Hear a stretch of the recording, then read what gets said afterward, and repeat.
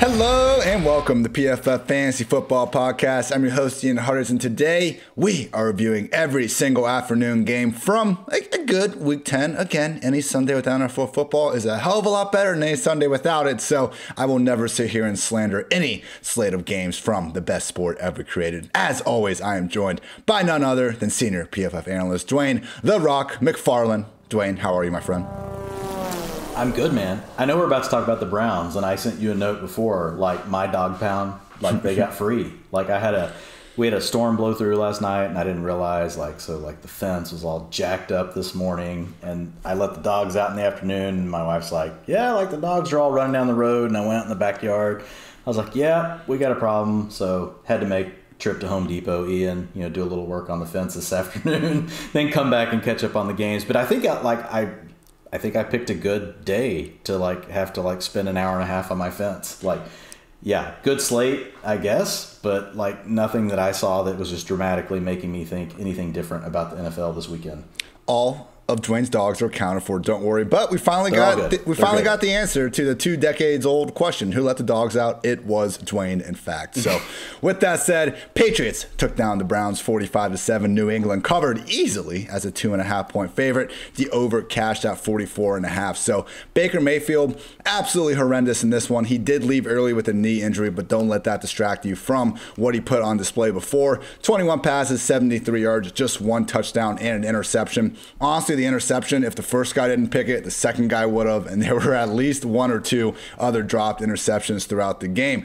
Browns wide receivers before Baker got hurt, I believe, combined for 1 catch for 11 yards. So release all them. It's not how this works. If Baker doesn't do well, we cut the wide receivers. So okay, I'll save that. I won't go down that road too far. But truly terrible game from this Browns offense, unless you started Dearness Johnson, who, if you guys tuned into our injury podcast last Friday, I was originally had him as a borderline RB1. Luckily, my friends, PFF's own Dwayne and Andrew Erickson, talked to me about getting him even higher, settled in as RB7, and he responded with 156 scoreless yards on 26 touches. Just complete workhorse users that we'll continue to see anytime Chubb, Hunt, and Demetric Felton miss the action. So really, Dearness Johnson was the Browns offense in this one. The only touchdown was a short one to Austin Hooper, and it was almost just completely telling of how this Browns tight end situation has been all year long, because 2 plays before that, Baker hit Njoku in the chest and he dropped the touchdown. So of course a different tight end catches the goal line play action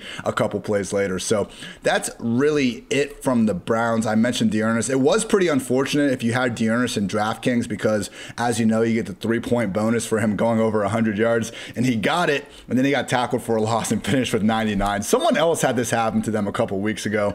I don't remember who, but that is truly a DFS worthy sheesh right there. Only other funny note I had from the Browns was that when Baker originally got hurt, that part was not funny, but when they were bringing Case Keenum in, the Patriots stadium started blasting Triple H's entrance music. It's all about the game and how you play it, and he immediately gets sacked twice. I was actually kind of hyped to see Case Keenum for the first time in my life, getting the WWE vibes going. Quickly was put out. So credit to the Patriots defense, just another really good game against an offense that, let's face it, looked pretty damn good last week against the Bengals. Star of the day was, in one way, Ramondre Stevenson, but really just both the rookies, man. Mac Jones, 3 touchdowns, only 4 incompletions. He only threw the ball 23 times, but Dwayne, we have seen game manager performances with this sort of stat line that Mac Jones put forward. This was not that. He had several high-level throws throughout the afternoon. The touchdown to Kendrick Bourne was between 2 defenders, only where he could catch it. We also had none other than Jacoby Myers score his first NFL touchdown. Oh, it was electric, man. I mean,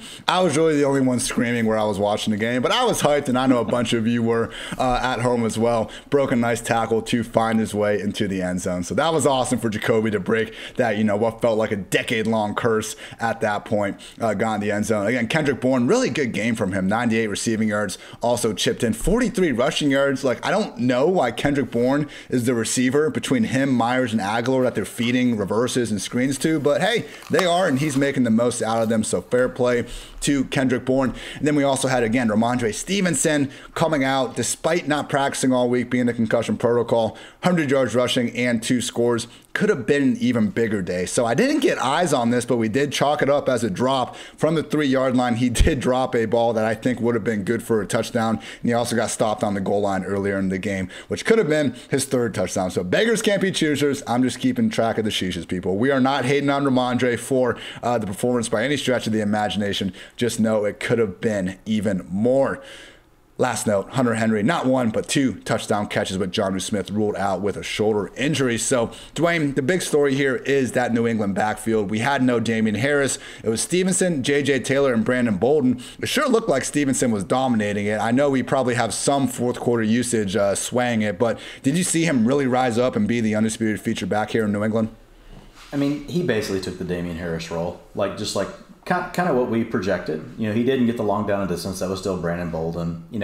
This was a fun game. Like, you got performances out of Dearness Johnson. You got a performance out of Ramondre Stevenson. The problem for us, Ian, is probably by next week, right? You get Damian Harris back. Next week, you probably have Nick Chubb back. We'll see what's going to happen with Kareem Hunt. So I don't know how actionable all of this is from a fantasy perspective, but yes, Ramondre Stevenson was out there handling the Damian Harris role. Dearness Johnson, every down role, 95% of the rushing attempts, played 62% of the long down and distance, 100% of the 2-minute offense. Dearness Johnson, if anything, is this guy earning himself a look on another team? Because obviously the Browns are in good shape, having Chubb, having Hunt, but Dearness Johnson needs to be on a roster where he can get more touches, I would say. Now, the Browns have a great offensive line.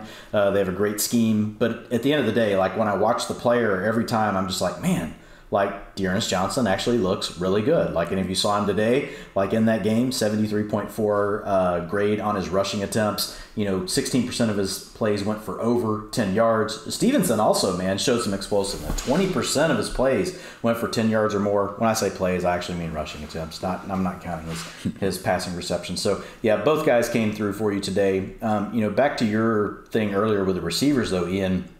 Landry on the field plenty. You got Donovan Peoples-Jones on the field plenty, but wow, it just looks really gross. I'm really concerned about the Browns. When I look at them, Ian, it's they're one of these teams, if the script works out perfect, right, and they can be in a close game or they can lead, they're fine. But if they ever trail, they look terrible when they're playing from behind. That's just a gear they don't have. They don't seem to be ready for that. They can't really go multiple and do all these things with multiple wide receivers. They're in their sweet spot when they can play 2 or 3 tight ends, play 1 or 2 wide receivers, play action, all those things. But if you get them away from that, you get them off of that, you move them off their spot, if you will, it's just bad news, man. We've seen it multiple times this year, and I'm kind of with you at this point. I don't know why we would really hang on to Browns receivers unless you're playing in a really deep format. If you're playing 14-teamers, great. You're going to hold on to Peoples-Jones. One thing, I was trying to be a dick and say the Browns should cut them in real life like they did with OBJ. I wasn't actually saying that every fantasy manager should cut these receivers. But to your point, they really aren't people you need to hold on to unless we're in deeper leagues anyway. No, I'm talking fantasy. Yeah. I get where you were going, but from a fantasy perspective, they're just not 2 players that I've really ever want to put into my lineup at this point. And I'm a big utilization person. I see there could be value, right, in both players. But here's my issue. It's just the best version of the Browns offense is what? It's running the ball. And you get some play action, but there's not a lot of volume. So then when you get in a script like this, where it's actually we're getting our asses kicked, we should get the ball to Jarvis Landry, we should get the ball to Donovan Peoples-Jones, it doesn't work. And so that's a problem, because then it's what is the game script that really equals blow-up performances for these receivers? I don't see one. When they're leading, it doesn't work. When they're behind, it doesn't work. So it's just a situation. Look, if you're playing in a large league, you're going to keep them on your roster anyway. But yeah, they're just not players that I'm very confident about. And we're just at that point in the season where, we're going to be going into week 11. Most fantasy teams are going into the final 2 weeks of their season. And so Jarvis Landry and Donovan Peoples-Jones just aren't 2 people that we want to be running out there. Jacoby Myers, yes, it was awesome to see him get a touchdown. He's still doing his thing. Doing it every week, so he's basically still, I grade him out as a low-end wide receiver 3. I know he doesn't always get there, but he is the lead target on the team. Hunter Henry with Jonnu Smith, an early scratch, today, 81% of the routes and he actually handled only 17% of the targets, 19% targets per route run. But what does Hunter Henry do? He scores touchdowns, and he had 2 of those today, so he really did come through. So that's pretty much it on the Patriots and the Browns from a utilization perspective. So I'll get off my soapbox, Ian, and you can just tell everybody to hold on to those receivers.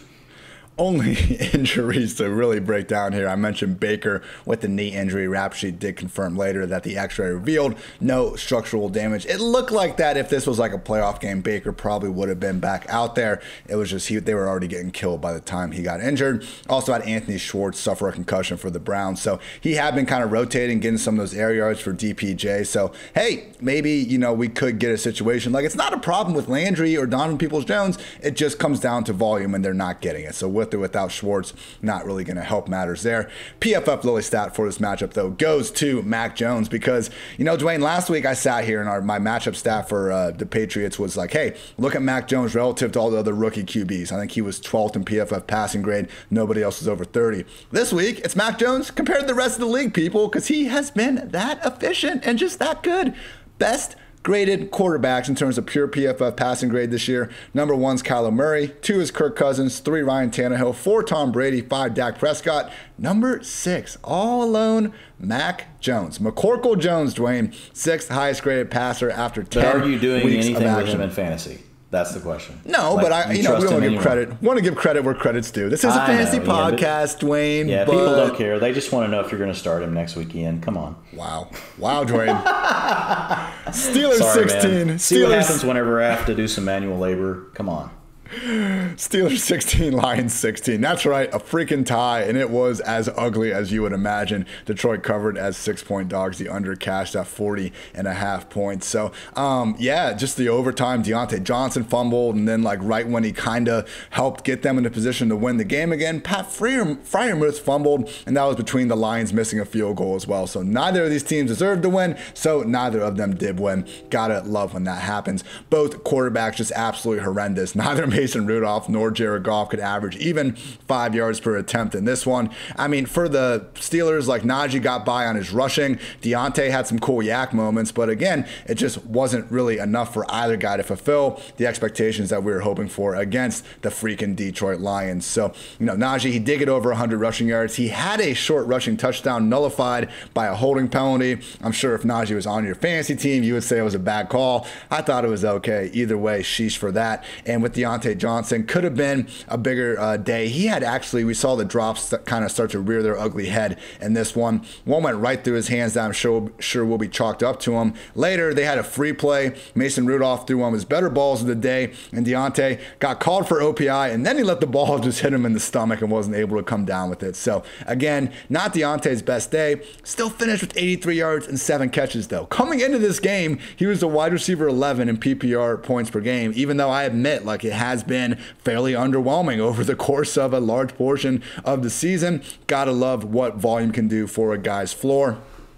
Elsewhere on the Steelers, the big note was that Ray McCloud had 12 targets out of freaking nowhere, and that's why James Washington, even though he had the early touchdown from Mason Rudolph, he just couldn't really put together a huge day. We did see Freiermuth still have 9 targets. Eric Ebron was out there. We'll get the specifics on that in a little bit, but at least that pass game usage was promising for the rookie. Hopefully that late game fumble doesn't do too much to hurt his usage down the stretch. With the Lions, Jared Goff, again, just absolutely brutal. He had a chance to hit Khalif Raymond for a long touchdown early, had a clean pocket. Goff threw it a good 10 feet over the guy's head. So par for the course. We just can't trust these receivers. And apparently, Dwayne, sometimes we can't even trust TJ Hawkinson. How you play a 70-minute ball game and only throw the ball at TJ Hawkinson one time, that should be illegal in all 50 states, including Puerto Rico. So I just absolutely, hate what I'm seeing from this box score. The one good thing that happened, and even this was somewhat tilting, was DeAndre Swift. 33 carries, another 3 catches, 135 total yards, 0 touchdowns, which I get it. We're not used to seeing Lions guys score touchdowns, but the 2 backups, Jamar Jefferson and Godwin, I can't pronounce your last name. I'm sorry, bro. 5 carries combined for 107 yards and 2 touchdowns on their own. Kudos to the Detroit Lions offensive line for really opening up big holes all game long. But honestly, DeAndre Swift was playing a lot better too. Dwayne, on our breakdown pods, I talked about how Swift in terms of yards after contact per carry, in terms of missed tackles per carry, really has arguably been the worst running back in the league in those metrics. Tied for a week high with 7 missed tackles forced in this one. So Swift was out there. He jumped over a guy at one point. I love the hurdle. Got to be the single hardest thing to pull off in terms of just missed tackles in professional football. And that was a lot of fun to see. So I think that's most of my points. Mason Rudolph randomly had a 26-yard run where he reversed field. That was pretty cool. And that was, I think, the only time, maybe ever again, that I will say anything Mason Rudolph did was pretty cool. So thank you, Mason, for that one play. Otherwise, what a pretty terrible game, Dwain. But let's talk about that Detroit Lions running back usage, because no Jamal Williams again. I would note that Jamar Jefferson, he had that touchdown run, and then he got carted off the sideline with the ankle injury. So they still had Godwin in there. But Dwain, I mean, at least from these counting stats, it sure looks like Swift was a true 3-down workhorse in this one.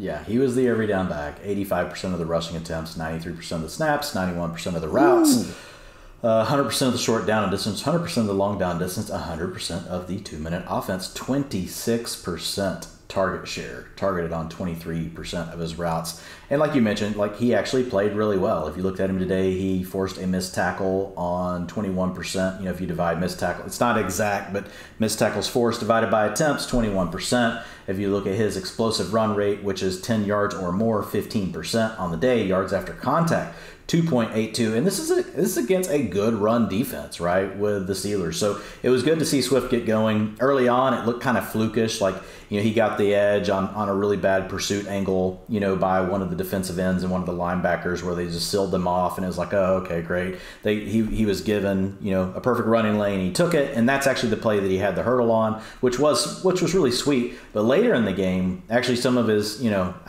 sorry, Jacoby Brissett, I'm going to use this word for someone else. He actually had a couple of kind of like gritty runs in between the tackles, you know, where he looked pretty solid. Seemed a little bit more confident about himself. I did get to see quite a bit of this game, you know, towards, you know, the third and fourth quarter of it. So I was excited about what I saw with Swift. Harris, obviously everybody knows, on the opposite side of the ball, Najee Harris gets the ball all the time. 87% of the rushing attempts. They have been spelling him a little bit more, but he is a true every down back, so you feel good about that. Yeah, on Deontay Johnson, man, it's funny. You know, I did move him down the ranks this morning with Ben being out, just because of like that simpatico relationship that they have, Ian. But still, I mean, 27% of the targets went to Deontay today. 25% went to Ray McLeod, the third, not the second, not the first, the third. Ray McLeod, good job today. So 25% of the targets going to him. Pat Freiermuth, you already mentioned, yes, did see a reduction in the routes, which we were worried about with Eric Ebron coming back. Yes, Zach Gentry did still snaps the week before, but Gentry's really out there just to block, folks. He's not out there to run routes. When Eric Ebron is out there, if you've ever watched Eric Ebron, not a blocker. He's out there to run routes. So that actually did take away a little bit.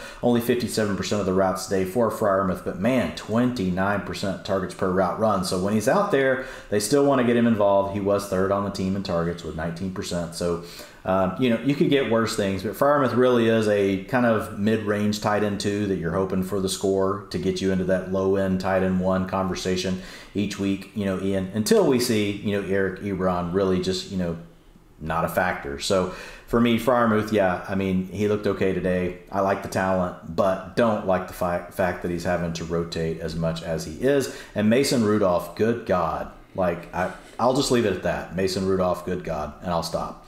There were times where Ben was bad enough that we were like, hey, I mean, can we go to Mason? It can't be much worse. The only good thing for Mason Rudolph today is he was playing Jared Goff.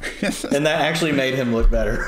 It actually I kept looking at Jared Goff's box score, and I'm like, 30 yards still. Like, how can this be possible? Like, we're in the third quarter. How can somebody have 30 yards? Sorry, Ian. Go. Take it away. Yeah, not only did Big Ben see, like, one quarterback who's on his team be worse than him, but he even got to see the other team's quarterback be worse for a change. But, yeah, shout out Ray McLeod. A lot of people don't realize he is the son of the world savior, Fox McLeod. So shout out to Fox, Slippy, Peppy, and Falco and the gang saving the world back on N64 in the day. With these injuries, though, mentioned Big Ben and COVID, Jamar Jefferson with the ankle injury, and also just some Steelers defensive issues. TJ Watt had a hip injury and Joe Hayden with the foot. So again, people, like, I understand that playing against the Steelers, we're used to them being a true juggernaut on defense, but when your offense can't keep the ball, and now if you're losing some of your true blue chip talents, we shouldn't be, you know, really afraid to fire up guys against the Steelers defense moving ahead in 2021.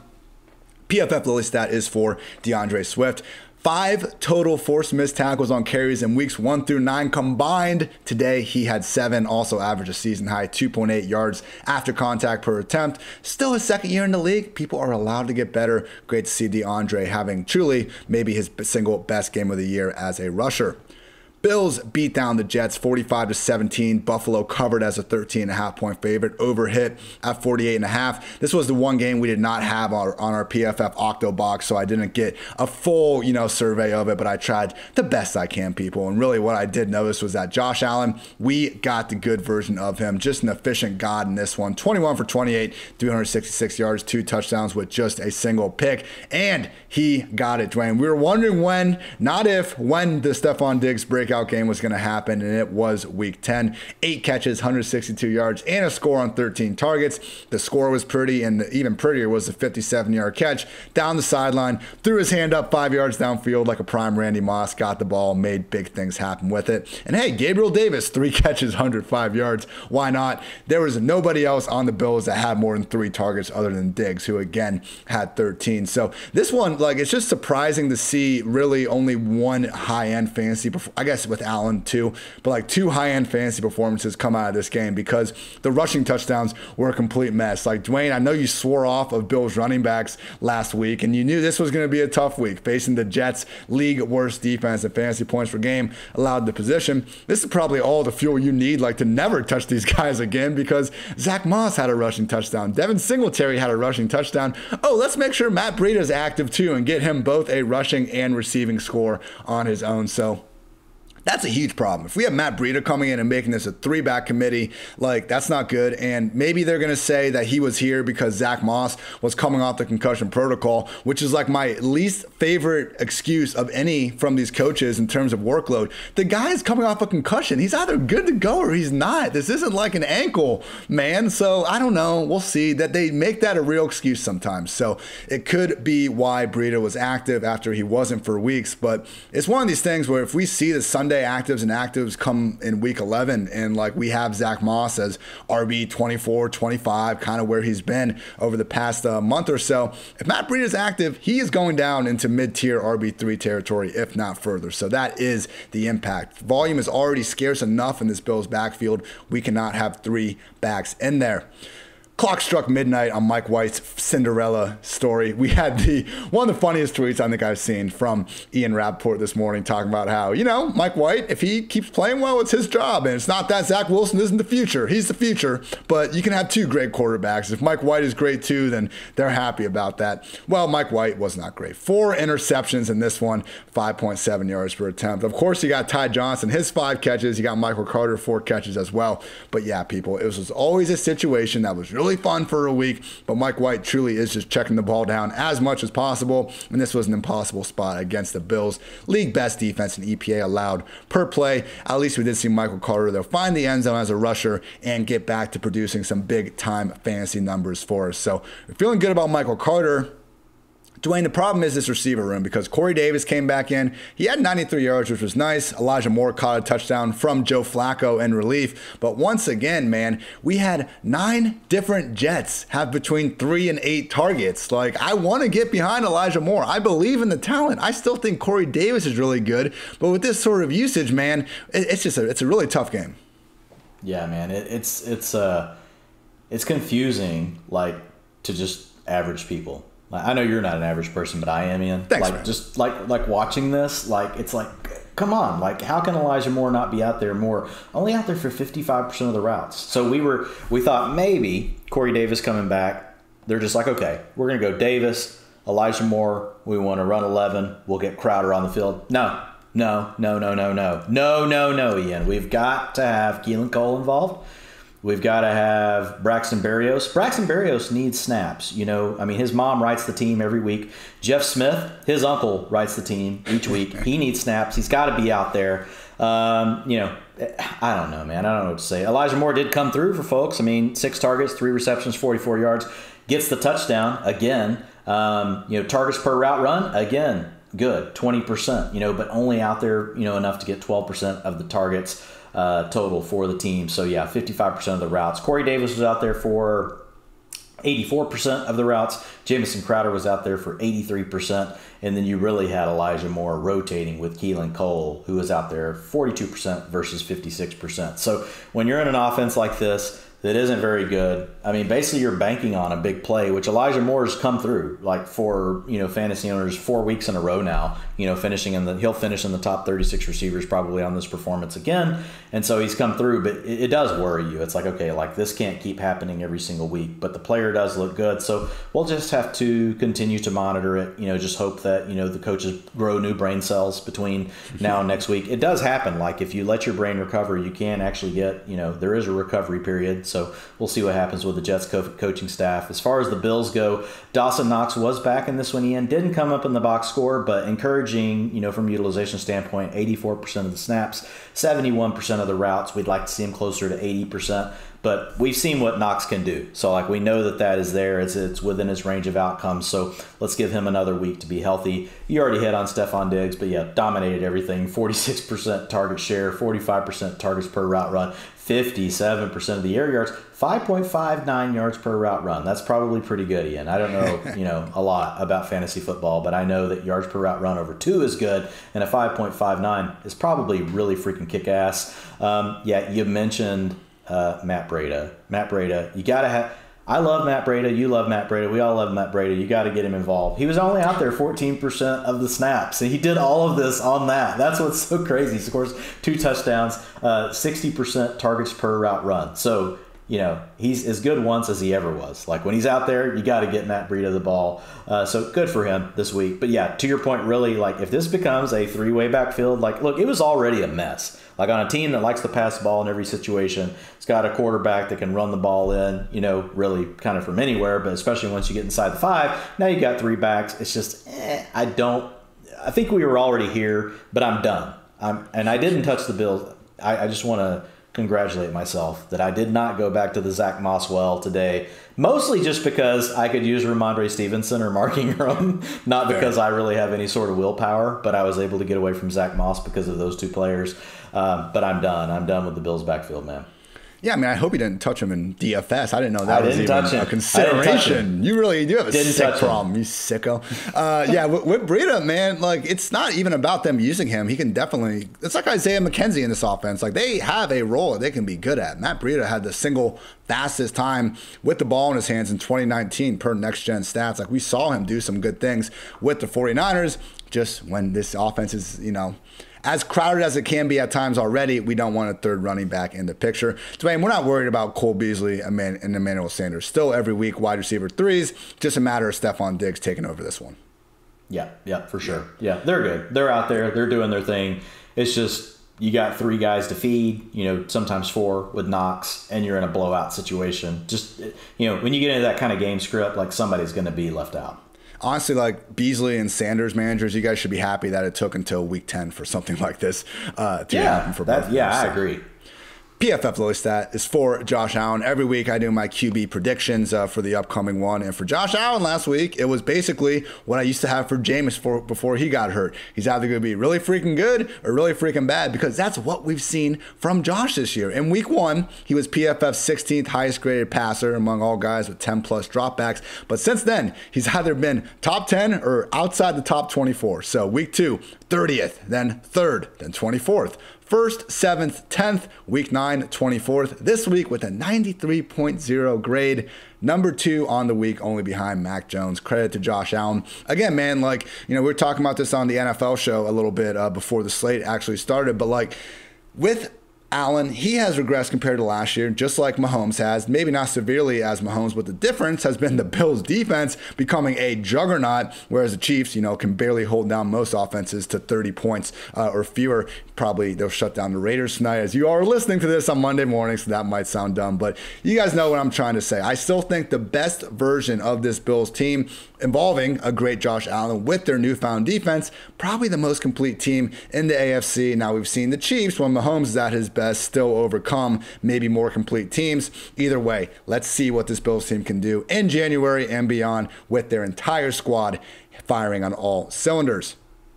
Cowboys massacred the Falcons 43-3, covering as a 7.5-point favorite. The under cashed at 55. That's got to be a rough under ticket to be holding in this one, only getting the 3 points from the Falcons. Godspeed to any of you listeners that are going through that. Dak Prescott, just really brilliant from the start in this one. His second touchdown to CeeDee Lamb, I thought was particularly unbelievable. He was like off his back foot, basically fading away, somehow found a way to put this thing only where CeeDee could get it in the end zone, just hitting him in stride. So great game from Dak, and CeeDee just dominated. We told you guys all week, most unrealized air yards in week 9. Why do we tell you that? Because it's a good sign that they're still getting high-end volume even during a dud. What happened this week? 94 yards, 2 catches, 6 catches, 2 touchdowns on 7 targets. So great game from CeeDee Lamb. He did suffer an arm contusion, just a bruise. Certainly seemed like something that's more on the, hey, we're blowing these guys out, don't worry about it, CeeDee, versus he could miss actual time. Obviously something to keep an eye on, though, as the week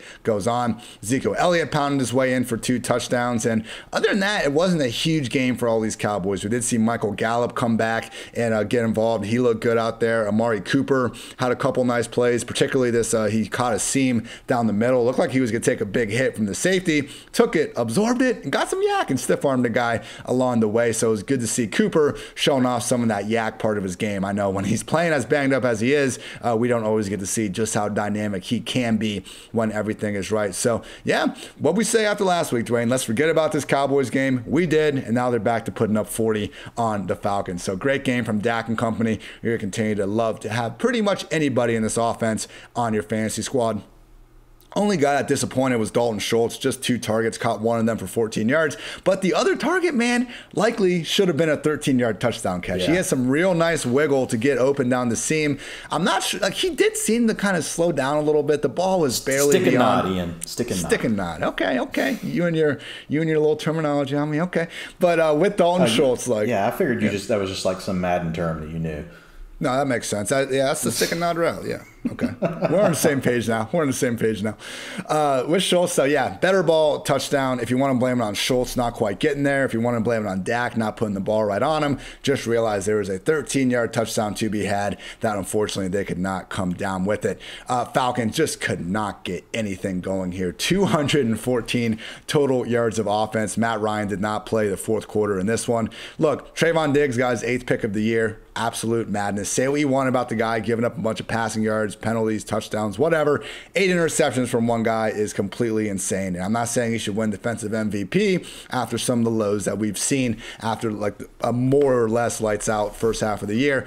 Either way, guys, Trayvon Diggs playing some great football. And the Cowboys blocked another punt 2 weeks in a row. Gotta love the special teams going on in Dallas. But yeah, with the Falcons, Ryan was just under so much pressure all game, which was surprising. They didn't even have Randy Gregory in this one. I'm almost inclined, Dwayne, to take the same route we did with the Cowboys last week and forget that this game happened with the Falcons. But unfortunately, I don't think it's going to be that easy because our guy, our savior, our number one, Cordero Patterson, high ankle sprain, not looking good. We'll see what it looks like coming out of the week, but typically with these high ankle sprains, it is a multi-week injury. So no, it is not a happy evening at the household residence tonight. I will begin to light up this candle and only hope that Cordero can get back to good health sooner rather than later. In his absence, we would expect Kyle Pitts to get fed even more than usual. In this game, he had 7 targets. Olamide Zaccheaus had 7 targets. Nobody else had more than 3. So Pitts, man, I thought he was on his way to a big game. He probably had like 3 catches of 15 yards in the first like 5 or 10 minutes of action.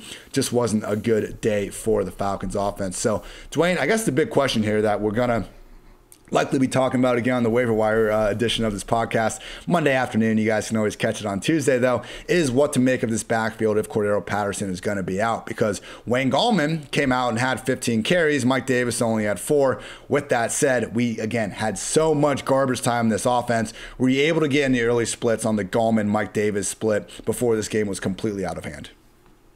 Yeah, I was actually looking at that. And, I mean, it looks like it is going more to Gallman. But, like, It's one of these things where it's tough to say, like, this is exactly like the direction I would go. But I do find it interesting, like, though, with Cordero Patterson dealing with the injury that he had, and I know it was a blowout, but that Mike Davis couldn't get, more. So, and Gallman, I know it was in mop-up duty, but, like, he just has something that, like, I haven't seen from Mike Davis. So I am starting to lean more to the Gallman side of things. And it just hasn't worked for Mike Davis all year. I mean, so, well, I'll dig into it more. Like, I'll have some more on it in the utilization report. But, like, when I took my initial glance at this, looking at it, doing it, I didn't do it drive by drive, which I'll do tomorrow for the utilization report, but just looking at it quarter by quarter and looking at it as the starters started to come out, like, I still kind of leaned to Wayne Gallman and what I saw, and it's enough just to be scared. Like, Mike Davis, like, can anything ever, like, actually be a break that actually benefits this player? It seems like everything that we think is actually going to benefit him doesn't. And now we get an event, that surely, like, would mean that we would like Mike Davis more, but I'm still, I don't know. I'm out. I think I'm out on Mike Davis. I don't know how else to say it. It's like, man, we're like at week 10. Like, come on, Mike Davis. This situation, we're not out when the situation changes, Dwayne. You know context matters. You know that. Yeah, dude. It's just like, come on, man. Like, you showed off your pictures of your huge quads, like, in preseason. And, like, here we are today, Like, and it's going to be the Wayne Gallman show. Dalton Schultz, really quick. Just, we talked about this multiple times, Ian, that, like, getting Michael Gallup back was a concern for Dalton Schultz. And Dalton Schultz, early in the season, targets per route run were really high, even though he wasn't getting to see the routes that we wanted. Well, then we had Blake Jarwin leave, and we knew he was going to be around 80% of the routes, which he was actually at this last week. But the return of Michael Gallup did hurt. 15% target share to Gallup, 21% to Pollard, 21% to CeeDee Lamb, 12% to Amari Cooper, and only 6% to Dalton Schultz. That can change. Like, to your point, Schultz did play, he could have had a touchdown on the route where he did a nice job in the back of the end zone. He totally got the defender to buy outside, came back inside, and Dak just barely overshot him. So just a little bit of a miscue by Dak there. It really wasn't on Schultz. I mean, it was too far, over him for him to make any kind of play on the ball, unless he was like Calvin Johnson. So we'll see what happens with it. But this is something I was a little bit concerned about. You get back, it's actually a concern, like, for all the offense. And I'll actually have to look into this more tomorrow too, just exactly when we really, when CeeDee Lamb left the lineup, Ian. He didn't play any in the fourth quarter. He was only out there for 58% of the routes, but a lot of that was due to the blowout. Some of that was due to the arm contusion that you talked about. So Gallup did remain in the game. Amari Cooper played some of the fourth quarter, but mostly they went away. They got Noah Brown, Malik Turner, these other guys in there. Obviously, once Cooper Rush was in the game, a lot of these starters were out. So I've got to go back and dig deeper into the Cowboys' utilization as well. But just a quick call out on Dalton Schultz. I do think this is a downgrade for him. I think he's back into that low-end tight end 1, high-end tight end 2 range, just because there's multiple mouths to feed. Before, we were kind of giving him the benefit of the doubt, putting him at, ahead of all those guys. I agree with you. He's going to be right there in the thick of it. Hey, still not the worst thing in the world. Blake Jarwin is still on IR. It's not like you can't start Schultz moving forward, but the days of, thinking of him as this weekly potential top 5 tight end that he was for a little bit, almost certainly over with Michael Gallup back in the fold. Mentioned the CD and Cordero Patterson injuries. Also, Hayden Hurst got ruled out mid-game with an ankle issue. Are already seeing Kyle Pitts get plenty of usage, but just something to keep in mind for Atlanta. PFF Lily stat does go to CeeDee Lamb, who this year trails only Devontae Adams and Cooper Kupp in PFF receiving grade. Dwayne, as someone that did have Amari over CD, I had Amari wide receiver 11 and I had CD wide receiver 12 the entire summer. So I was high on both these guys, but I did have Amari over because the numbers we had seen with them with Dak under center was more volume for Amari. But if I could just know what I know now and go back then, no injuries for Coop to worry about, and just see how damn good CD looks, it'd be impossible to make that same decision. So CD does have the look of just the next alpha at the position, and it's amazing that we got him and Justin Jefferson in the same damn class. Obviously, plenty of other great guys coming out too. It's a fun time to be a fan of football, particularly at the wide receiver position.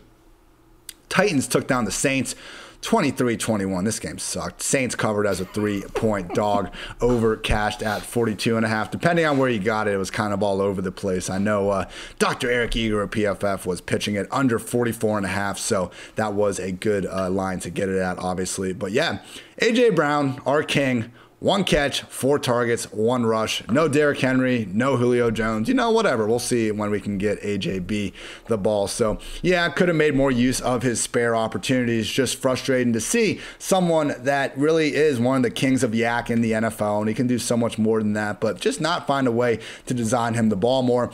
taking nothing away from Marcus Johnson, who, hey, Dwayne, if I wanted to be one of those people that likes to dig up, your June or July tweet or 30 seconds from a podcast here to say, look how right I was. I said at one point that Marcus Johnson might be the second best wide receiver on the Titans. So let this, 10 weeks into the year, after all these other guys got taken out of the picture, show all you haters about my Marcus Johnson belief. But Marcus Johnson, 100 catches, and I mentioned those 6 targets. So long of 50 in this one. He almost scored a touchdown. He got taken down just short of the goal line, so that was unfortunate. Could have been an even bigger day, but again, credit to Marcus Johnson. He is looking like the wide receiver, not even necessarily to own outside of A.J. Brown, because we are going to see other guys more involved on a week-to-week basis. One week it's Chester Rogers, one week it's Nick Westbrook, Akia.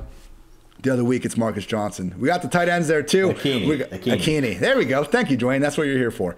The running backs, the tight ends. We all know how crowded this is in Tennessee. At the end of the day, it really is A.J. Brown. We'll live with this downward performance. I got some trolls in the mentions going, it's just been a disappointing year for him. We're 2 weeks removed away from him going over 130 and scoring a touchdown in back-to-back games. So it will be better for AJB. We knew this was a slightly tougher matchup than it looked like on the surface because of them having Lattimore, because of their ability to just bracket AJB all over the field, and that is what we saw. I'd say the more concerning part is that we are now in week 2 of this backfield committee, and it doesn't look too much clearer on the surface. D'Onta Foreman probably played the best. He had a nice 39-yard screen, also led the way on the ground with rushing, but Adrian Peterson and Jeremy McNichols continue to stay all kinds of involved.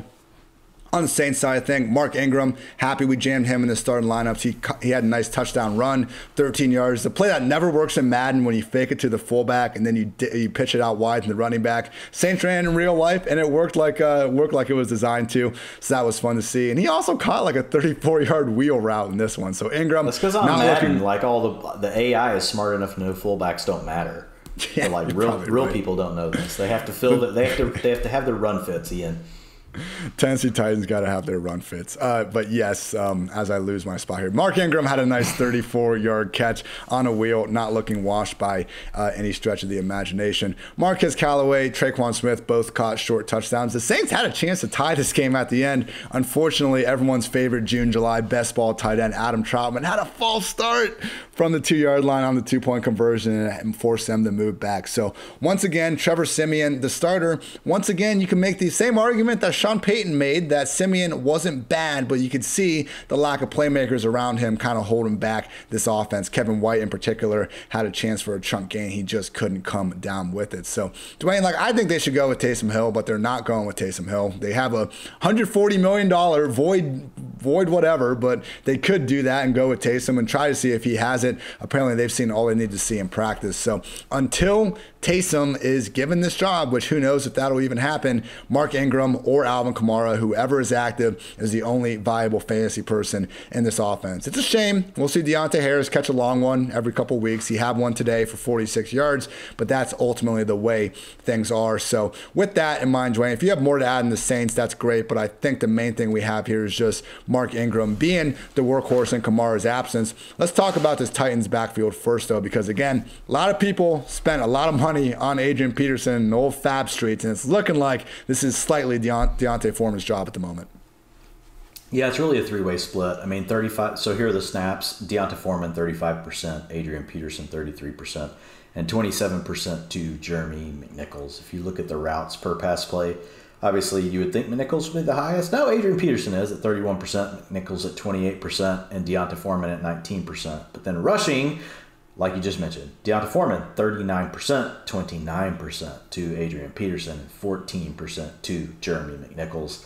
Long down and distance snaps did go to McNichols. Targets per route run, McNichols is definitely involved. He was at 12% of the targets, 38%, targets per route run. That is where D'Onta Foreman also did get involved. They had a couple of design things for him. They had a couple of screenplays, some different things, some different looks, 33% targets per route run. But yeah, it does look like Foreman is slightly in the lead, but really it just looks like a big situation that we want to pretty much avoid, even though we know the Titans are willing to run the ball in all situations.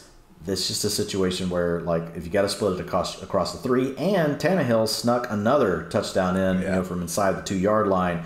So they're fine, like, letting him get in there because he's got to do that little, like, layup flip thing. That's like why I don't get mad, Dwayne. Like, if it was Carson Wentz sneaking in, like, I'd have something to say. But when Tannehill does that finger roll, I'm like, okay, that's pretty Once cool. he does that, you're like, oh, okay, it's okay. It's okay. Yeah. There's something. Yeah, I got you. So yeah, it's just a mess. That is really it from this game. Marcus Johnson only out there for 63% of the routes. Did have a nice day, came through, but he's really not out there enough for us to trust. Like, for a receiver, we need 80, 95% of the routes. And so 63% really just means, next week we can look up and it'll be one of the other players, really coming through. Quickly on Ingram, he did see, like, a great role. Like, out there 85% of the snaps, 60% of the routes. Like, that's elite. 67% of the rushing attempts, 100% of the short down and distance, 93% of the long down and distance, 100% of the 2-minute offense all went to Mark Ingram. So as long as Alvin Kamara is out, I think you can look at Mark Ingram. I mean, that utilization says low-end RB1 because we know the talent isn't quite where it once was, but we know it is an offense with Sean Payton. He knows how to get what he wants out of Mark Ingram. Had over 100 total yards today, involved him in all facets of the game. So Ingram, a player that we thought, God, we would not want anything to do with. Isn't that funny how fantasy football works, Ian? Like, on the Texans, and you get a trade, and guess what? Now you're part of the low-end RB1 conversation. Welcome to the club, Mark Ingram II. Yeah, I always love trying to piss off the, zero RB people on Twitter because I think they're a little pompous sometimes, Dwayne, if I do say so myself. I think they celebrate injuries a little bit more than just about any fantasy football crowd out there. So I just brought up the point, like, hey, look at Mark Ingram. This is why everyone was drafting him, to get Alvin Kamara's direct backup back in those June, July best ball drafts, right? This is why no one was taking Latavius Murray. We all saw ahead to get Mark Ingram because he would then get released or traded or whatever the hell happened to get him back in New Orleans. But whatever, enough of that. I got to keep things positive here, and I am not going to do that though with this PFF Lowy stat because things have gone downhill without Derrick Henry in this offense. He matters in weeks 1 through 8 with Derrick Henry. The Titans were 8th in the NFL with plus .037 EPA per play. Weeks 9 through 10, they have fallen to 19th, minus .139 EPA per play. Not great, Dwayne. It's hurting the run game, it's hurting the pass game, and right now I think the Titans, despite them still winning, are in a situation where they got to figure out some way to more consistently move the ball as long as Derrick Henry is going to be out. Colts took down the Jaguars 23-17. Jacksonville did cover as a 10.5-point dog, under cashed at 48 points. Jaguars had the ball and they were starting to drive down the field. Unfortunately, Trevor Lawrence lost a fumble, and we haven't had a ton of nice things to say about Trevor Lawrence, but I have seen some, true kind of QB foam grinders smarter than myself talk about how it's just been almost impossible to really grade him this year because the few times he does make great throws, he's not really getting helped out by his receivers, who did enter Sunday with PFF's worst team wide receiving grade. And we saw more examples of that, Dwayne. Like, as I'm writing these, as I'm watching these games, I'm always typing out notes and questions I can try to quantify and follow up on. And one of them for the Jaguars was just like, let's see which quarterback has the most incompletions this year on big time throws, because that's what it feels like with Trevor Lawrence. He'll make these awesome throws downfield, and just time and time again, his receivers are not able to come down with it. So still making plenty of mistakes on his own. He's taking some sacks. He's not by far a finished project or anything, but we do still see those #1 overall pick flashes at least a couple times a game. And now we also see flashes from none other than Jamal Swagnew, who I'll call that because he scored a touchdown. But come on, man, just change your number. You're not a special teams guy anymore. You're now, inexplicably, the Percy Harvin and Urban Meyer's NFL offense. So let's get you a number that's not 39. Either way, 66-yard rush. Like, Trevor, man, you got to learn that veteran move, that pop pass move to go get you that passing yards, because it was a pure handoff. Jamal Agnew took 66 yards to the house. Pretty easy the entire way. He also chipped in. Oh, he didn't catch a pass. Had 5 targets though, so there we go. Laviska Shenault, it looked like Agnew was going to be banged up for a minute, so it was like, hold on, we might be 3 or 4 injuries away from Visca's season again, but no, unfortunately could not quite get there. Even though Shenault had a team-high 8 targets, caught just 3 of them for 15 yards. Another scoreless performance from Marvin Jones, under 50 yards. Once again, the only guy that we can truly feel confident about in this passing game is Dan Arnold, who came through at 5 catches, 67 yards, and he caught a 2-point conversion conversion in this one. It was also good to see James Robinson back in action, scored a goal line touchdown, 12 carries, 57 yards, and also chipped in 4 receptions. So Carlos Hyde, just 2 carries in this one, even though they were getting Agnew 3 carries, Laviska 2 carries. Clearly, Robinson is the undisputed lead back, and I would imagine that he might even get more of those total carries in the future. Either way, it's good to see that's not another pure running back doing the taking. Big star of this game, though, was just Jonathan Taylor. I mean, I thought he might go for 600 yards after the first quarter, man. It just seems like every time he gets the ball, it's almost a miracle they get him to the ground. The speed and the power. I mean, I was looking up those next-gen stats a couple minutes ago to try to find the Breida stat. And in 2021, Jonathan Taylor owns the top 2 fastest times for a ball carrier with the ball in his hands. I'm not saying he's the fastest guy in the NFL. I'm sure Tyreek and Mecole and these other guys would beat him with no pads on or anything. The fact that we could have a conversation about that, though, tells you just how scary Jonathan Taylor is. Tied with our guy DeAndre Swift with a week high 7 missed tackles forced on carries. The only negative with him was his inability to get more going in the pass game. Once again, we had Marlon Mack as a healthy scratch, but in this one, Jonathan Taylor, 8 targets, but caught 6 of them for just 10 yards. So really could have been a massive, massive game. Credit to the Jaguars for stopping Taylor in his tracks as a receiver, at least in this one, because, Nyheim Hines only had 4 targets there. It is good to see them getting Taylor this much pass game involvement, and that sort of involvement with Mack's sideline will continue to keep Taylor as a weekly top 5, if not top 3 fantasy back at this point. I think that's pretty much. Only other note I had on here was that how much I hate Carson Wentz's stupid camouflage sleeve. I thought he had gotten rid of it, but then he brought it back today, man. So credit to Carson Wentz, bringing in a newborn. That's awesome. And I thought he actually did play a little better than his box score indicated. 180 scoreless yards, but he wasn't out there turning the ball over, and he made some pretty clutch throws on some broken plays. We see him try to play hero ball a little too much sometimes, but hey, pulled out a couple on this one, particularly a 3rd and 7 late in the 4th where he got the ball to Pittman after he was rolling out, and I thought he had nowhere to go except throw it away. So credit to Wentz on adding the family member. Credit to him on largely playing great football this year. Good football. At least better than 2020 football. We can all agree on that. Just lose the stupid freaking camo sleeve for the love of God. But that's enough of that. Dwayne, Jonathan Taylor, it's his world. We're all just living in it. Top 3? Are we top 1 at this point? This guy's incredible.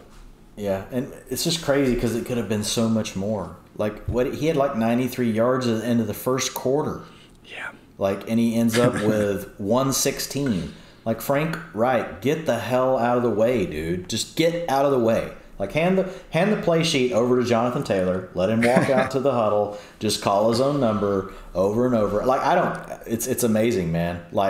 These starts we've seen him get off to, and how we've seen his coaching staff and the game script or whatever derail. This could have been a 200-yard 3 touchdown day. And it just didn't end up being that way. That's what it looked like in the first 15 minutes. Oh, exactly. Dude. Yeah. It was crazy. I thought, wow, basically this is going to be a slate breaker if you're playing DFS today. Is going to be Jonathan Taylor, and with so many people focused on Dearness Johnson and some of the other plays, it could have been something that could have ended up being really valuable. I mean, he still came through with 27.6 fantasy points, but it was one of those games where you're thinking, wow, he could put up 40.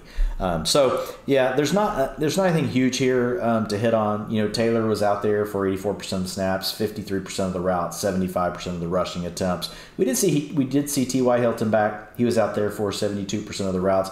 Michael Pittman did lead the team as far as wide receivers go. Actually, Pascal was out there on the Rascal, 94% for him, 92% to Michael Pittman, who had 16% of the targets. And we've talked about this with Pittman before. He's playing really well. I actually posted some stuff on Twitter on Friday and Saturday about Pittman, just because I was even surprised at really how well he's playing. So if you look at targets over 10 yards down the field, he's open when he gets single man coverage over 63% of the time. That's number 1 in the NFL. If you look at him against press man coverage, he is just destroying press man. So Michael Pittman really growing by leaps and bounds. They didn't need a lot in this game. It's almost like the Colts got out to a lead and they almost put it in neutral and almost regretted it later because the Jaguars did hang around too long. long. But I think we'll see better days from Pittman. This just wasn't a big passing game altogether. I mean, you had 180 yards from Wentz, 162 yards from Trevor Lawrence, no touchdown passes in the game. So, it kind of is what it is. You did see Laviska Shenault a little more involved, Ian, and I just want to mention him because I think it, like, for whatever reason, like it gets you and Brian Drake like excited. You'll get really excited in a bad way about Laviska Shenault, so I like to just throw it out there. It could have been because Agnew was banged up for a little bit, by the way. Yeah, 82% of the routes, 21% of the targets. Doesn't matter. Doesn't matter for Laviska Shenault. You know what he did with that? He came up with 8 targets for 3 receptions and 15 yards, 1.9 yards per target. So look, like I'm out on the Shenault train, like most people should already be out, but like it's just, who knows? We'll come back to it next year, but it's just like even when I watch him, Ian, like he's a rugged player. Like I like some things about him, but he's just not a game breaker. And I think that's why they're getting the ball to Agnew is he has the speed. He can beat these angles. He can do some of these other things they want to do. And not that we think Jamal Agnew is this great player, but I think it is a bit of an indictment on Laviska Shenault, like to be at this point and to have Jamal Agnew getting these design looks and being able to do more with it. Dan Arnold is really, like he's really stepped up into this high end tight end 2, low tight end 1 kind of conversation. He was out there for 80% of the routes. 24% target share, led the team today, for the Jaguars. Not the Jaguars passing attacks a lot to write home about it, but Arnold, he's done this enough weeks in a row now that it's like it just kind of is what it is. You already mentioned James Robinson was not completely back. Did look, he looked okay. He obviously was the leading point scorer from a fantasy perspective with 18.4 today for the Jaguars. I think we could be next week, though, back to where we want to be with James Robinson. But because before his injury, man, like efficiency and utilization, like honestly, there wasn't a better picture in the league, like of somebody putting both things together like so well. And so I'm excited to see James Robinson, get one more week under his belt. Hopefully we get back up to like that true every down back, and we see him truly feeling 100% healthy next week. With Viska, just funny story real quick. I woke up on Friday and had someone go and pull out an old tweet of mine from March where I said that Laviska Shenault's going to outperform your favorite draft prospect this season. I think I might have said it a little more eloquently. Clearly, that hasn't happened. But anyway, the person's like, how's this working out? And you know what, Dwayne? In this business, we got to leave ourselves out. So what I said he's going to outperform your favorite draft prospect. So my answer depends on who your favorite draft prospect was. Dwayne. So who was your favorite draft prospect, sir? Chestnut checkers from this guy. So look out before you come with the king. You best not miss. But anyway, with our Jonathan Taylor as the recipient of our PFF Lily stat, he is literally, again, like I don't think we need more than one hand at this point to rank him among the league's best real life talents. Sure doesn't look that way with the metrics. PFF rushing grade 90.4 over the past 2 seasons. That only trails the king himself, Derrick Henry, number 3 in yards per carry, number 3 in first down touchdown rate. Jonathan Taylor is doing everything that his biggest stands and believers said he would do, which is be one of the truly best running backs in the NFL. Going into this week, he was the number 1 running back in fantasy points above expectation. And now with these targets, with these rush attempts, we are finally seeing him get that role that we believe he deserves. Like that's like Dwayne, what you're saying about Frank Reich, like he's given him enough touches to still be this great producer and great fantasy player. But when you're as freaking good as Taylor, like, sorry, but we want more. So isn't it weird? Like you're just kind of like, oh man, he's doing so good. Let's get him off the field. Let's get him off the field. Like I just don't get it. It blows my mind. I know you got to keep the guys healthy and look out for their health, but at some point you got Jonathan freaking Taylor. Feed him the rock. They are doing it good enough, and credit to the Colts for getting their win. We're just a bunch of fancy guys. Always want more volume, more volume, more volume. Football team took down the Buccaneers 29-19. Tom Brady's kryptonite is apparently Taylor Heineke. Washington covered as a 9.5-point dog, under cashed at 50.5. So yeah, it was not a good day from Brady. First half was really abysmal. Second half he did get better, just kind of ran out of time in this one. I would note his first interception really went right off Jalen Darden's hands, so I wouldn't ring that up on him. Second one, I have no excuses. That was just a terrible pass. He did find a way to get Mike Evans for a nice 40-yard touchdown later in the game. The problem problem was Mike Evans only had 3 targets in this one. So Godwin had 8 targets. Leonard Fournette had 9 targets. Tyler Johnson had 5 targets. Credit to Washington for doing something to dissuade Tom Brady from feeding his alpha beast on the outside in Mike Evans. We did see Godwin look healthy enough coming back from that injury. We know he was a game-time decision, caught 7 balls for 57 yards. And we saw Fournette really just be a volume-based RB1 as he's been all season long. 19 touches in this one. You love those 8 catches and full point per reception formats. Also managed to chip in 92 total yards. So we knew this game wasn't going to be easy sledding for Fournette on the ground. Against that Washington defensive line, he still managed to turn in a performance that I'm guessing is going to be in the top 12 once you include all those receptions with it. So, again, not a great game from the Tampa Bay Buccaneers. I'm not going to take too much away from this, though. Hopefully they can get Antonio Brown back soon, and then I think we'll really see this passing game step it back into high gear. With Washington, Heineke, arguably his best game of the season, 26 for 32, 256 yards and a score. He did take 5 sacks in this one. Wasn't completely perfect out there, but at the same time, people, he beat Tom Brady. He put up 29 points on the Buccaneers, and he did it like despite having so much of this offense go towards a useless running game. 34 carries for 94 yards as a team. Everyone knows you can't run the ball against the Tampa Bay Buccaneers. The Washington football team did not get that message. So luckily, if you're an Antonio Gibson fantasy manager, you got to overcome that inefficiency with touchdowns. So Gibson, 24 carries, 64 yards, just 2.7 yards per carry, but scored twice from the goal line, including the actual basically it wasn't a go-ahead. They were already leading by 3, 4th and goal at the end of the game. They decided to go for it instead of giving Tom Brady one more chance, and Gibson found his way into the end zone. So, Riverboat Ron, haven't been calling him that for a while, but at least for a week or so, I guess he gets the nickname back. Kudos to Ron Rivera on getting his guys the victory coming out of the bye. And yeah, Terry McLaurin, 6 catches, 59 yards. It looked, he took a big hit and they were rolling him out not out, but questionable return with the collarbone issue. He did come back. That is worrisome to me, Dwayne, because if it is the collarbone, man, we know how easily those bones breaks. I hope he wasn't just, kind of pushing through it. I know they can take x-rays pretty quick, so maybe I'm overthinking it. But either way, I just hope Terry is healthy and continues to do his thing. We talked on the breakdown about how just up and down he's been all season. I know we prefer if he can just be up all the time, but even getting this 6-catch, 59-yard performance, I think was a fairly decent sign of him just giving us some semblance of a floor, because we haven't seen a ton of that this season.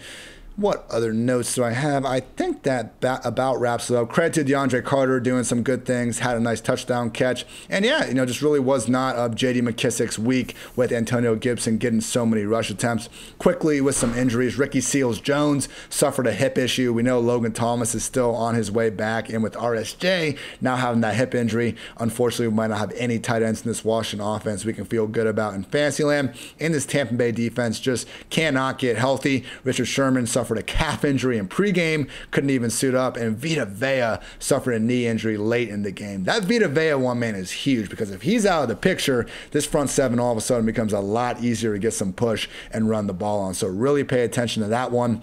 Final note is that Chase Young, unfortunately, reportedly, Washington fears he suffered an ACL tear. So one of the best edge rushers in the game could be out of commission for the rest of 2021.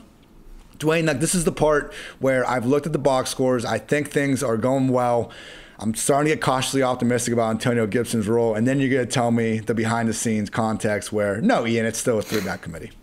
Well, look, in the games where they lead, which is very rare for Washington, those are the best games for Antonio Gibson. So they were ahead in this game. And look, as a player that used Brady a lot, like in DFS today, I got so sick of every time I looked at this game. I was like, how does Washington have the ball again? Like, does Tampa ever get the ball in this game? And so to their credit, yes, Gibson did his thing. Didn't really look very good doing it still, 2.7 yards per carry. 8% of his carries went for 10 yards or more. Like, he's definitely still dealing with an injury. Credit to him, though, like gutting it out, toughing it out, did punch in 2 touchdowns a day, handled 75% of the rushing attempts, 63% of the snaps. Yeah, did not get involved in the long down and distance, only 25%. That all still went to J.D. McKissick. They didn't need the 2-minute offense because they led the whole game, so that wasn't really a factor. So, yeah, the role hasn't changed, but here's the thing. We didn't see Jarrett Patterson getting carries this weekend, so I think that's a positive because the last time we saw before a bye week, we saw Patterson actually out-touch, Antonio Gibson on the ground. So I think that's kind of a hat tip towards, maybe he is a little bit more healthy. But it's kind of like what I kind of crack up because each week, anytime in any pod, we get to Washington and about their backfield, and you're basically, let's just not talk about the Washington running backs today. And so I was not going to talk about them. And the first thing Ian does is like, hey, Dwayne, how about the Washington running back? So anyway, you made me do it. So sorry, buddy. It's still pretty much the same thing. Yeah, Terry McLaurin, we'll keep an eye on that. I broke a collarbone. What was that, sophomore year in football? Yeah, Ian, it was a great play.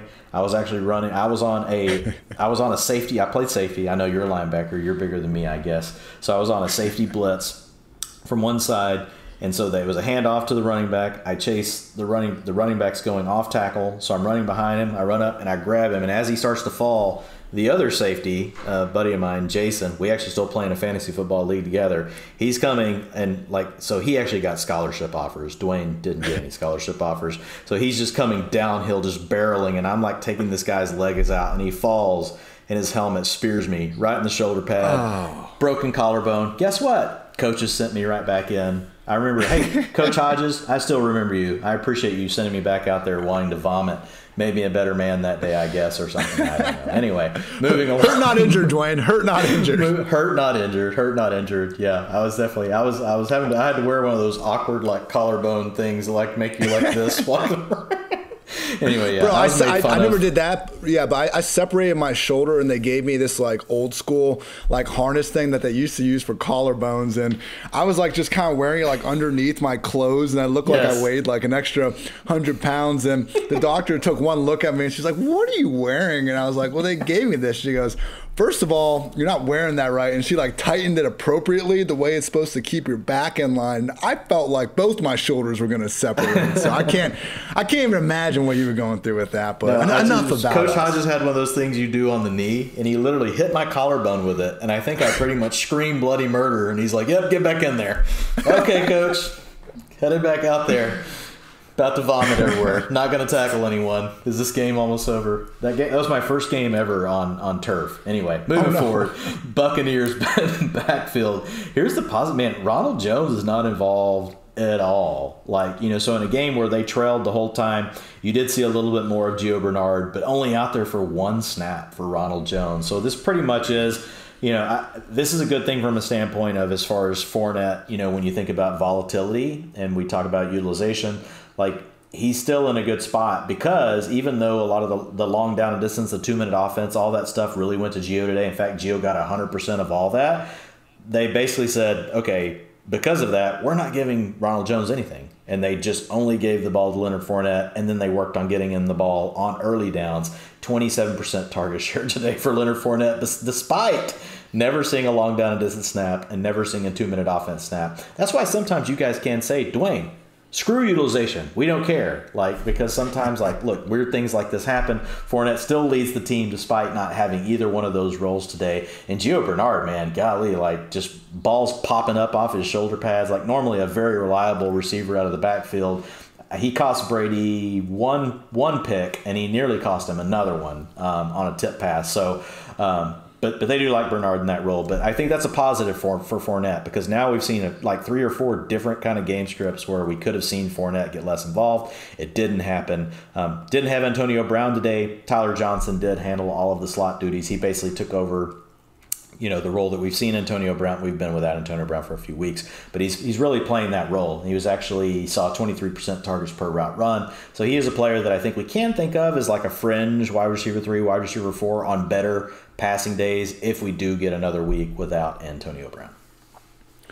PFF Philly stat is something you mentioned, Dwayne, that Antonio Gibson didn't look good today, and he really hasn't looked good all year. It could be the shin injury. It could just be him not playing that well, but I can't just sit here and bemoan his volume all damn year without addressing the other side, which is this, that he has not looked as good. In 2021, 64.7 PFF rushing grade. Last year, that was at 85.3. This year, he's averaging just 0.1 missed tackles forced per attempt. Last year, 0.21. This year, 3.8 yards per carry. Last year, year, 4.7 yards per carry. And he's also dropped 4 passes on 25 targets after having just 2 drops in 43 pass game opportunities last year. So, hey, man, I wish they did do a better job with the volume because of all the exposure we have at this point. But if I were coaching the Washington football team, I can't say that I would exactly be pulling J.D. McKissic off the field on pass downs either, because he has done a better job than Gibson this year. And let's face it, Gibson also hasn't been his usual, at least for 1 year, electric self as a rusher. So we can only hope that maybe down the stretch 2021, if not 2022, we see a healthier, more explosive version of Gibson. We know that guy is there somewhere. It's too bad we haven't seen it for most of 2021. On to the 4 o'clock games, everyone.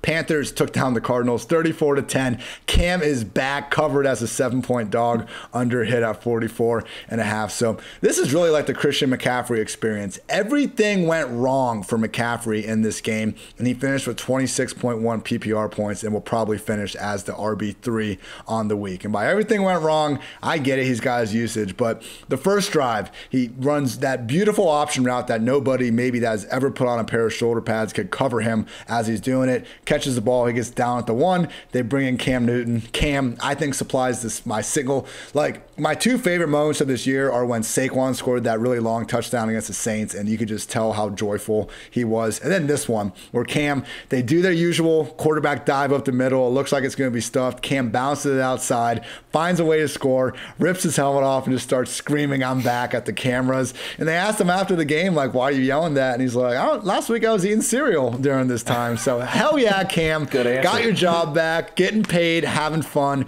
NFL is way more fun with Cam Newton as one of his starting quarterbacks, and I am happy and will cherish those moments. I mean, I know he didn't start in this one, but I think we'd all be pretty shocked if he's not starting in week 11 and beyond. So that was awesome. But back to CMC. That's how the first drive ends. Second drive, he gets a run and he gets down inside the 3. It looked like he actually scored, but they ruled him out justfully, at the 3-yard line. Cam comes in, throws a touchdown to Robbie Anderson. Later in the game, they ruled it a touchdown originally. Once again, said, no, okay, you were down at the 6-yard line. Who scores the rushing touchdown this time? Chuba Hubbard. So Christian McCaffrey did not find the end zone, had 3 pretty damn good opportunities to do so, and it just didn't matter, because when you can catch 10 passes a game and you play running back, you are the definition of a fantasy cheat code. So great to see McCaffrey really back at his full powers. He went in the blue medical tent briefly, came back out, and didn't seem any worse for the wear. So gotta love that out of CMC. But again, people, do not be afraid to keep Chuba Hubbard on that bench if you're able to. He is one of the highest end handcuffs still available. Robbie Anderson, welcome back. 4 catches, 37 yards, and a score. Unfortunately, DJ Moore could not get going the same way. 4 catches, just 24 yards. I got to do some research on this, Dwayne. Obviously a very important matter here, but it looked like in the post-game, Cam Newton was doing his interviews and talking with Robbie Anderson, not DJ Moore. So might have a post-game presser storyline to keep an eye on. I would hope in the future that we see DJ get back to being the featured receiver, but at this point, it is getting brutal. We already downgraded him to wide receiver 2 territory. We'll see what this passing game really looks like with a full game of Cam Newton, but obviously the wide receiver 1 pipe dream we're hoping was going to be there at DJ Moore this year, probably not going to happen. With Arizona, look, guys, they had 169 total yards of offense. Colt McCoy, similar to Baker Mayfield, he got hurt. He suffered a chest injury, but he was miserable before he even got hurt. First drive of the game, he got strip sacked. He threw maybe the worst interception of the day, rolling to his right, trying to throw back across the middle, and just sailed it high. And that brought in Chris Streveler, CFL legend Chris Streveler, who I believe won the Grey Cup a couple years ago, and he couldn't do much better. So really not much to write home about other than James Conner finding a way to score yet another goal line touchdown. Also chipped in 3 receptions to not absolutely kill your lineup. So, Dwayne, on the surface, it looks like James Conner was the, fairly undisputed lead back, but how close were things between him and Eno Benjamin in this first game with Chase Edmonds out of the picture? No, he completely dominated it. 82% of the snaps for Conner, 27% for Eno Benjamin, 58% routes versus 19%. And that's the kind of area where we didn't know for sure, because we knew that Eno Benjamin did have a little bit, he had a collegiate pass where he had been able to do some things. Not that he was Chase Edmonds, but it's something where James Conner is really more of kind of a swing check down pass player. So we didn't know if they might get Benjamin more involved in that facet of the game. They did not. 53% of the rushing attempts to James Conner, 32% to Benjamin. Short down and distance, 83% to James Conner, only 33% to Benjamin. And then long down and distance, 90% of those went to James Conner. So for all intents and purposes, still every down back, like you mentioned, Ian, it was just a bad day. And the Cardinals were due for one of these. Like they've kind of, against all odds, really, like they've just continued just to march on, and honestly playing games where it hasn't even been close, and they've just been dominating other teams. And so it was interesting to see them in this sort of game script. It was unfortunate, yes, that Colt McCoy got hurt. I would like to see not that Colt McCoy's great, but you want to see him like with their, at least their number 2. We know with Kyler out, like see what they could do. Now you didn't have DeAndre Hopkins in this game either. Christian Kirk did his thing, 89% of the routes, handled 28% of the targets. Christian Kirk, man, like the Cardinals are going to just like have to look at him and figure out like what are they going to do ultimately. Like I feel like this should be DeAndre Hopkins and Christian Kirk. Like why do we continue to do what we're doing with AJ Green? I mean, fine. Like I like AJ Green, but like to me, it's just like let's just funnel this stuff more to Kirk. Even once you get DeAndre Hopkins back, I feel like he's just the better asset. Rondell Moore, his snaps dropped. He did come into this game, playing through. He got healthy throughout the week, but he came into this game injured. He was only out there for 33% of the routes, today. But what happens? Out there for 33% of the routes, let's target you 33% of the time you're on the field. And so he actually had 14% of the targets today, which I think actually beats what he had last week when he was out there for 80%. So again, just the funkiness of fantasy football. But look, Rondell Moore, he's a wide receiver 4, wide receiver 5. We're probably really looking at 2022. You guys all know that. You don't need me to tell you that. We are in week 10. But James Conner is every down material at this point, for the next few weeks. Robbie Anderson out there for 78% of the routes. Ian, DJ Moore, 97%. Still was second on the team in target share. DJ Moore, 23% behind Christian McCaffrey, who had 32% of the targets and a 3.00 yards per route run as a running back today, targeted on 45% of his routes. Only handled 34% of the rushing attempts. 59% of the snaps, but doesn't matter because when you're out there, they design all these other things for Christian McCaffrey. So it's very clear they're still trying to kind of like protect McCaffrey. And you remember the days, Ian, where McCaffrey was like 100% of the snaps, like just 100%, or 99%. Like, so they're trying to do some different things to protect him, not get the wear and tear on him whenever they don't want to get him the ball. But it's not really an issue because when he's out there, they do want to get him the ball. I know we have some Tommy Tremble. I want to call him Trembles, like, because it just sounds cooler. Tommy Trembles. It's like, somebody you don't want to mess with, Ian. Like, you don't want to owe Tommy Trembles money.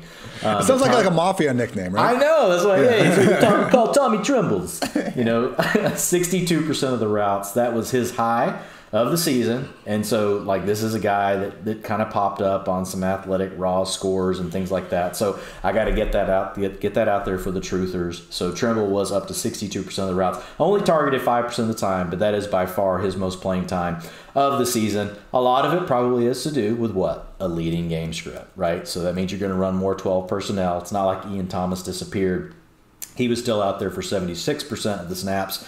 Did run less routes than Tommy Trembles, but you saw Terrace Marshall with only 32% of the routes. So it's more likely to do with they ran more 12 personnel than 11 because they really had the Cardinals on the run all day. You and Tommy Trembles going to Florida, take care of a few things. I think take so. care of this. Christian McCaffrey, people, PFF, Lily Stag. It's just how ridiculous and how much of a cheat code he has been in fantasy. In 2019, that was the last time we got to see McCaffrey for a full season. He had 2 weeks, that entire season where he finished outside of the top 8 weekly RBs. Since then now, so 2020 to 2021, he's finished as the RB2, 5, 3, 1, 3, gets hurt, 44, comes back last week, 15, and this week, 3 once again. We have not seen a fully healthy Christian McCaffrey finish outside the top 5 running backs since 2019, people. That is how insane his receiving workload is. Vikings took down the Chargers 27-20. Was hoping this one was going to be, a little higher scoring, but it wasn't the worst game on the slate. Vikings covered as a 3.5 point dog. Under hit at 53.5. What a game from Justin Jefferson. Caught 9 of 11 targets, 143 yards. And honestly, man, he had his swagger all over the place in this one. Caught a ball on the sideline, went to the Chargers bench, and flipped it to Keenan Allen. Oh, my goodness. Remember, guys, this is a second-year player. I absolutely love it. And, yeah, man, just doing his thing. We knew this was a squeaky wheel spot. Had the OC talking about getting him more involved. Saw those low target numbers. We knew what we were getting in Justin Jefferson. He came through in a big way. Unfortunately, Chargers couldn't do it, man. My favorite stack this week in DFS was Herbert, Mike Williams, and Justin Jefferson to bring it back. Obviously, only got one out of those three, and Ian's wallet and PFF Lily's dog treat inventory will not be happy accordingly. So it is what it is. Quickly, though, on the Vikings, Dalvin Cook, 94 rushing yards and a score. Also chipped in a 24-yard screen to go over 100. Kind of similar to McCaffrey, man. Like, this was almost like a floor game for Dalvin Cook, and it just could have been so much more. They had a drive early on where Cook got tackled just short of the goal line. Then they threw a horrific fade. Then they threw a touchdown to C.J. Ham. That got nullified on a hold. And then later in the game, Dalvin Cook gets stuffed at the 1-yard line, and then they gave him the ball again, and he got stuffed. So really could have been a 2-3 touchdown game from Dalvin Cook. Managers aren't complaining. He still gave us over 100 yards and a score. Just realized this role, not quite at McCaffrey's level, but still in anyone's idea of a top 3 weekly back as long as he is healthy. That's Kirk Cousins. Very good game. I mentioned those, Mac Jones rankings. He has been, as a pure passer this year, anyone's idea of a top 5 player at the position. So it's great to see Kirk when everything's humming. My guy Chris Herndon dropped a pass. That sucked to see, and I probably shouldn't even talk about him anymore, but he'll always have a spot in my heart. Love you, Chris Herndon. With the Chargers, Mike Williams, people. And I really don't think it's that complicated. Spoiler with the PFF Lily stat. Like, I see people just coming out and trying to make all these, like, oh, this is why Mike Williams was good and now he's bad. It's his knee. It's this. It's that. It's volume, people. It's not that hard to see. And even as someone that doesn't like separate much, this should be especially easy to see. Like Mike Williams, when they make a point to feed him the ball, usually does good things. When they don't, he's a lot more hit or miss. So in his 4 really good games this year, he had 12, 10, 9, and 16 targets. In his 5 games where he didn't produce, he had 4, 5, 5, 5, and 6 targets. So if your argument is, hey, it was a fluke that he was that involved, small sample size, Keenan Allen is the undisputed alpha in this offense, fair. We have seen that play out over the past month, but it's not this like big decrease, I think, in just Herbert or Mike or their efficiency or their injury or what. It's just been pure volume. With that said, today was not a good day for Mike Williams. He caught a short slant, got taken down right at the 1. Maybe if he catches it a little cleaner, doesn't do a weird jump thing, he could have bullied his way into the end zone. Wasn't meant to be. And then the one that everyone remembers is he dropped a slant inside the 10-yard line. Sure, it looked like he would have found his way into the end zone if he would have caught it. So, Dwayne, like, the target usage just hasn't been there, man.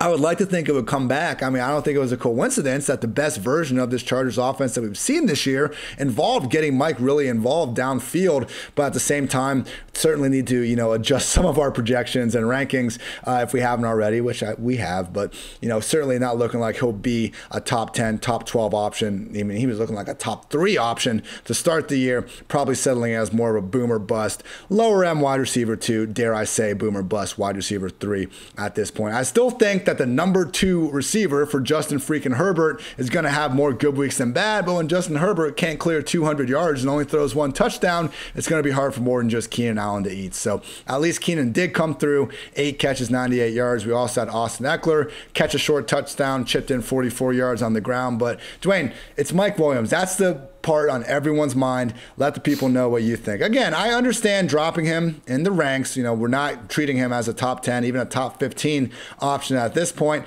I'm still going to be pretty hard-pressed to sit him more weeks than not as long as he's healthy. Yeah, well, what was interesting about this game is they actually did try to do a few different things with him. Ian, his ADOT had really been up over the last few games versus early in the season. We had seen him really operating truly in that Michael Thomas role, right? In that 9, 10 yards, running a lot of these slants inside against linebackers, safeties, those sort of things. And we had seen him really stretching things out. And not that he wasn't running those route combos earlier in the season, but where we were seeing him show up in the box score was whenever he was working inside the hashes, or inside the numbers, right, is a better way to say it, in the NFL, because those damn hashes are so freaking close together, to help out the kickers. But Mike Williams was really, operating in those zones of the field, and we didn't see that, over the last few weeks. So they did try to get the ball more to him in those kind of scenarios. In fact, his average depth of target today was only a 1.6, which is by far his season low. But I am a little concerned just with Williams right now, because what we had seen coming in, and hey, I took an L early in the season, because like one of the articles I wrote right before the season was like, basically Mike Williams was on my bust list. And the reason why was really his targets per route run historically had not been very good for being a first round pick, really below everyone, that we had seen that had been picked as high as he had been in the NFL draft. And so my thought was okay, if this guy hasn't done it yet, and then of course he stormed out of the gates, but now over the last few weeks, we've really seen everything fall back to really what we had seen before, which is he's like a 15 to 17% targets per route run player. And that's where he's been. I still tend to lean towards where you are. Like Justin Herbert, I like as a player. I like the Chargers offense. They throw the ball more than the NFL average in every single situation. But here's the thing that has my attention the most with Mike Williams, Ian, is whenever he gets the single one-on-one man coverage situations, he's just not doing a very good job of winning, right, and giving his quarterback something to throw to. So if you look at him, 4 receivers with at least 50 routes run, he's in the bottom 10 on the season, in the league. Only 31% of the time is he winning that matchup. So he's really down there with and it doesn't mean you can't. Look, this is only half a season. This isn't saying Mike Williams sucks. This is just the data that we have through this point in the season. So he's down there with guys like Brian Edwards, Terrace Marshall, Jalen Reagor, Nelson Aguilar, other names you really just don't like. So that kind of bothers me, with Mike Williams. But I am with you. I'm still going to give grace here because I do like the offense. I do think, I think what he did early in the season is, it can be replicated, right? It's not like he just had some fluky kind of big games just because, oh, wow, he caught some long touchdowns. He was heavily involved in the offense, operating within the confines of the offense. So to your point, we'll probably have to bump him down one more time in the ranks. But I'm probably, I issued a buy low on Mike Williams last week. I may double down. He's out there plenty. 95% routes per drop back versus 98% for Keenan Allen. So it's not like he's not on the field. He's still getting targets, inside the end zone. Still gets used a decent amount, even on third downs and fourth downs. So overall, I'm probably still staying positive on Mike Williams. I do know for folks it is getting harder and harder when you keep getting these 5 and 8 point, weeks out of him. It just really depends on what's on your bench. But I'll break it down Dwayne, further. I think it goes, do you believe in Justin Herbert? If you believe in Justin Herbert, you should believe. That's what I'm saying. And Mike Williams. Because Justin Herbert has fewer than 225 passing yards in 3 of his last 4 games. That's where it's coming from, people. It's not that Herbert is just lighting it up to Jalen Guyton and Josh Palmer, and Mike Williams just isn't, he's being left behind in the offense. That piece of the offense is missing, and for the Chargers to be their best selves, I think they need to get it back. Yeah, the 3 players they want to get the ball to is still clearly Keenan Allen, Austin Eckler, and Mike Williams. So, that's still the pecking order. We were just used to getting these 30% target weeks, right, for Mike Williams. It was nice. Get a 16%. It was nice. It was very nice. As far as the Vikings, there's really nothing. Look, you folks know, this is Dalvin Cook, Justin Jefferson, and Adam Thielen, right? Tyler Conklin, he did his thing today, even though he was only out there for 44% of the routes. I think he catch 2 touchdowns today, Ian. I think he caught 2 touchdowns. 1 or 2, yeah. I'm pretty sure. Tyler Conklin. Yeah, he caught 2 touchdowns. 5 targets, 3 receptions, 11 yards, and the big one that matters, 2 touchdowns. So, yeah, the Vikings offense looking the same. It's really the triad. It's the triad, Dalvin Cook, Justin Jefferson, Adam Thielen. But, yeah, Justin Jefferson, man, 54% of the air yards today, 33% of the targets, 3.86 yards per route run for Mr. Jefferson. Dalvin Cook, yeah, he did come through. We were hoping for a little more. When you get the too high look all day, right? We hear about, if you hear the Chargers, it's synonymous now with Chargers. I think they should just change their logo to 2 players way back off the line of the off the line of scrimmage. It's too high. What do you mean too high? Who gives a shit? It's gone anyway. So some of you guys that like Major League, you'll get that. Oh my gosh! Well, whenever I think about safeties really being back, though, I think of the Oh, who's their DC? The Browns, when they had Jabril Peppers playing like literally 30 yards off the line with Greg Williams. Is that right? Yeah, I think so. That was some funny content. Eagles took down the Broncos 30-13. Philly covered as a 2.5-point dog. Under cashed at 44.5. Death, taxes, Jalen Hurts working as a QB1. As long as he gets his 4 quarters in, literally, people, again, I'll just keep spoiling the PFF Philly stats. Screw it. Every single time this guy has started at least 4 quarters, he has finished as a QB1 this week. Pre-Sunday Night Football, finished as the QB5. That's what one of the best rushing floors in the game will get you. But really in this one, everyone that's going out there and, Lamar catches it, Jalen Hurts catches it. He made some great throws. I'm not saying he's made great throws all season long, but Devontae Smith, 2 first-half touchdowns, and there should have been a third on one of, honestly, the best passes, I think, all season to Quez Watkins. Could have been a nice 30, 35-yard score. Hit him directly in the hands, directly in stride. Just couldn't come down with it. And Quez has had far exceeded expectations this year, so certainly not saying to go shit on Quez Watkins or anything. Just realize that Jalen Hurts' first half could have been even more special, but it's all good. 53 rushing yards, again, had those 2 scores too. Devontae Smith.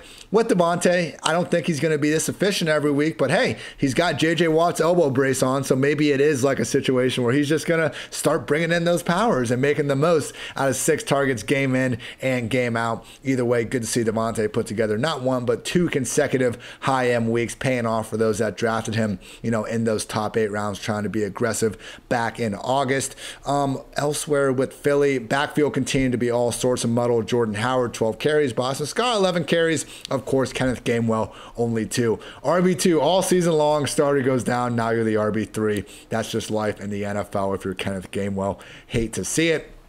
With the Broncos, Teddy Bridgewater predictably took a big step back. One of the things I highlighted in my QB predictions piece going ahead of this week was that Teddy, while we think of him, as this kind of dink and dunk guy, someone that would probably be pretty good against a zone-heavy team like Philly, he actually has worked as one of the worst quarterbacks targeting zone-heavy defenses this year, and we really saw that all game. Like, their only explosive play in this one was a 5-yard curl to Albert O, who he then busted that for 64 yards after 2 defenders ran into each other. So I know a couple weeks ago when Noah Fant was out and we were talking about Albert O being like a great streamer that you could actually fire up as a top 10, top 12 guy because of his receiving ability. Look no further than that 64-yard catch and run to see what we were talking about there. We did see Noah Fant chip in 5 catches, 59 yards, so didn't completely erase on the box score or anything. But as long as Albert O is healthy, going to be tough for Fant to really return that high-end tight end 1 volume a lot of us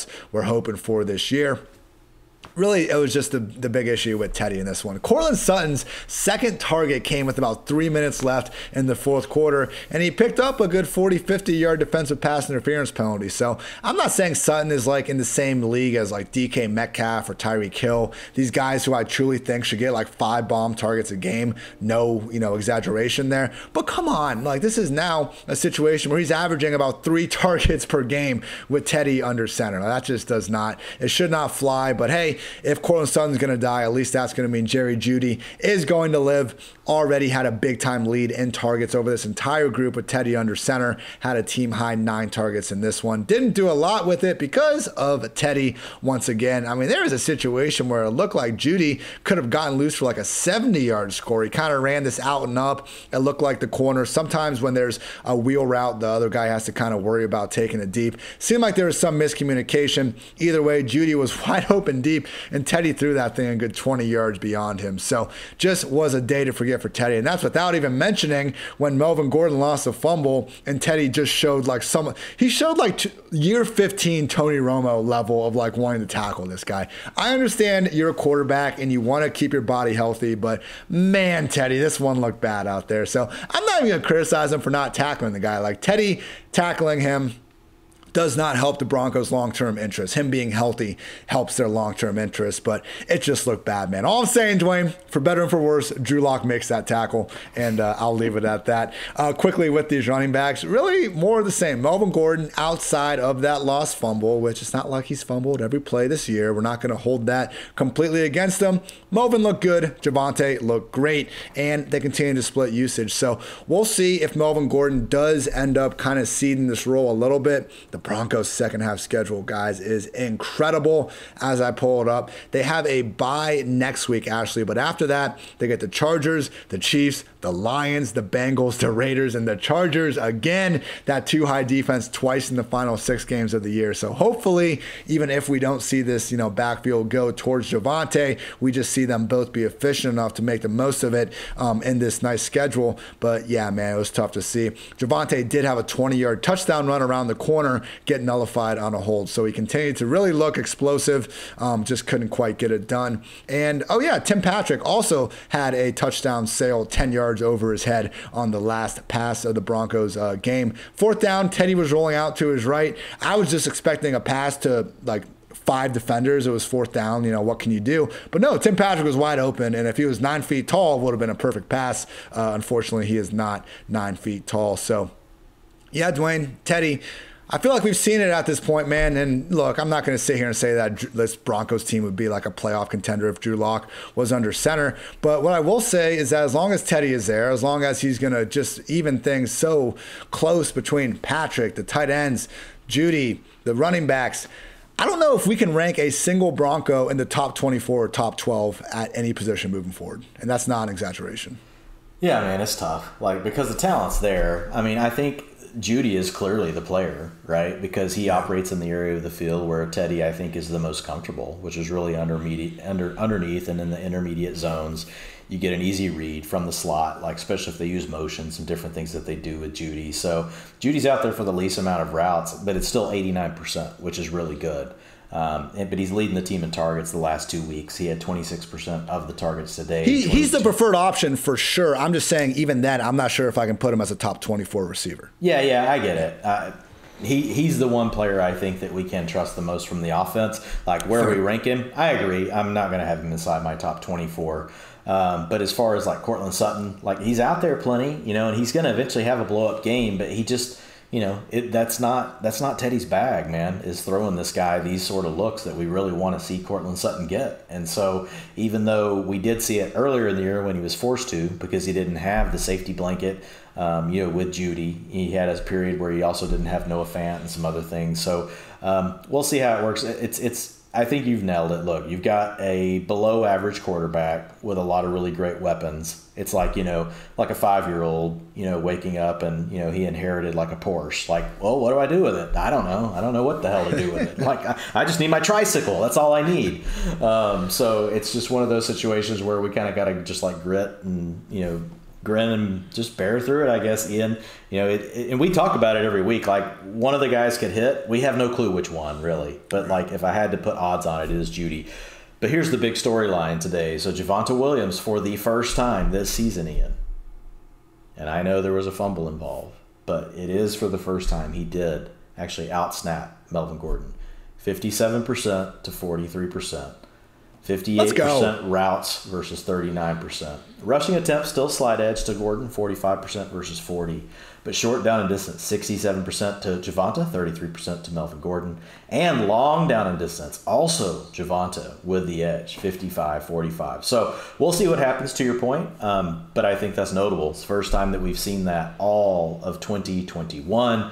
You mentioned a little bit about how good Williams looked. Yeah, the game script just didn't work out today, but still 6 yards per carry, 5.88 of that coming after contact. So good job, Broncos O-line, 0.12 yards before contact. Way to go, guys. First down, on 38% of his attempts, 2 explosive runs despite the fact that he was limited in his touches, so still 25% of his carries went for over 10 yards. He's keeping that streak alive. He pretty much does it every freaking single week.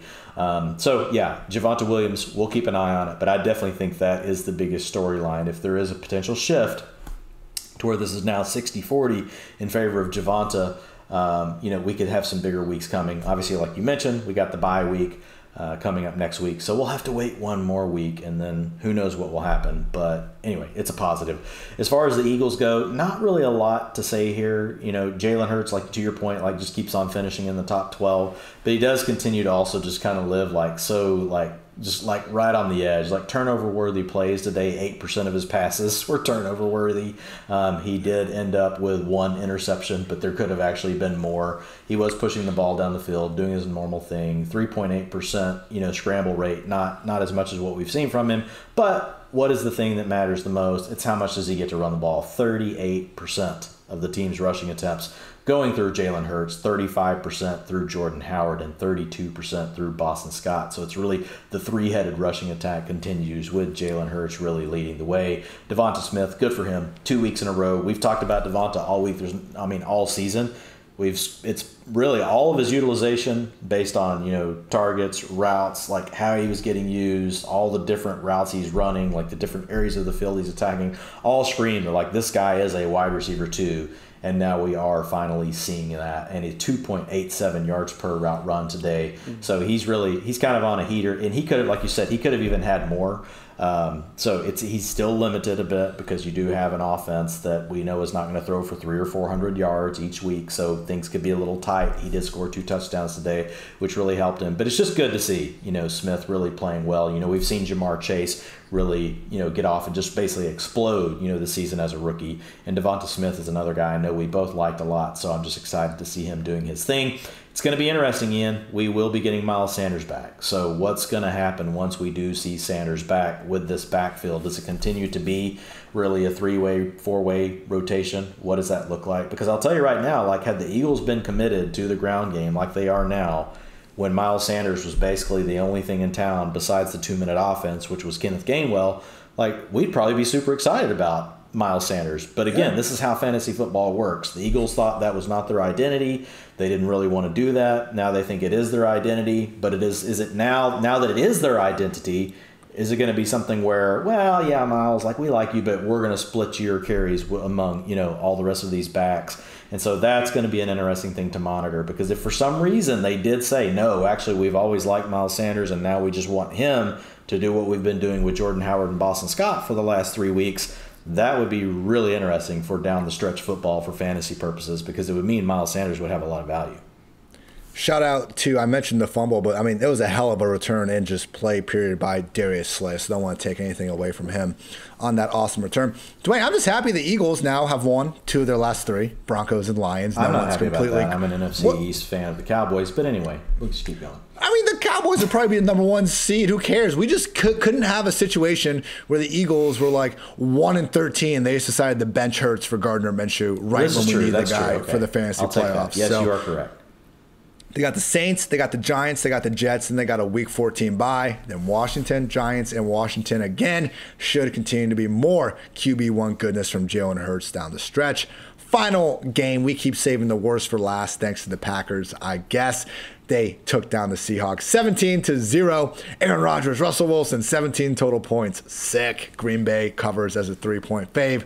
Under cashes at 49. Yeah. Just a pretty horrendous game. It looked like 2 offenses that hadn't practiced with their quarterback for, the better part of the last 2 weeks. I know for Seattle, it was quite a bit more. And I am inclined to largely throw it out, at least for the Seahawks. Russell Wilson, 161 yards on 40 pass attempts.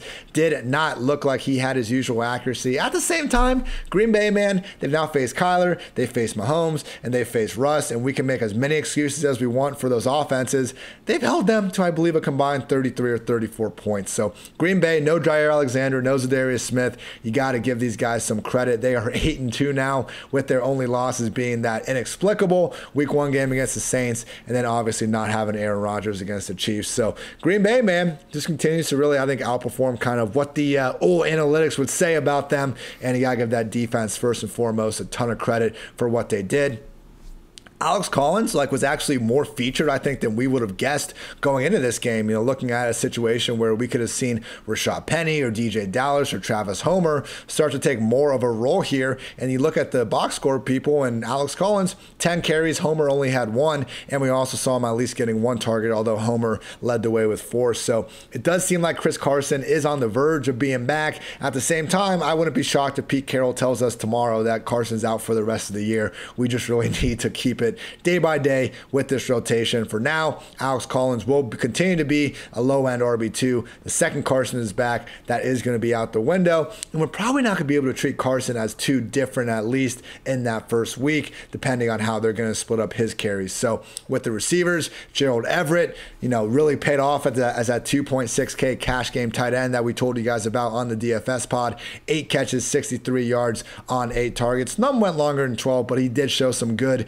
broken tackle, yak goodness. And I think Everett could end up being this upside tight end 2, borderline tight end 1 that a lot of us were hoping he could be before he unfortunately had COVID take out several of his early season games. The big issue was the lack of performance elsewhere in the Seattle offense. DK Metcalf most notably tried to fight the entire Green Bay Packers team and then got ejected from the game after grabbing like 3 different guys' face masks. Tried to go right back in the huddle like nothing happened. DK, you're not exactly the easiest guy to blend in, bro. You're kind of bigger and scarier than anybody else out there on the field. You dye your hair like blue, whatever color it is right now. I think it's going to be a hard time getting past the refs. But I love the spirit. Hopefully they don't suspend him. It just seems like a situation, man.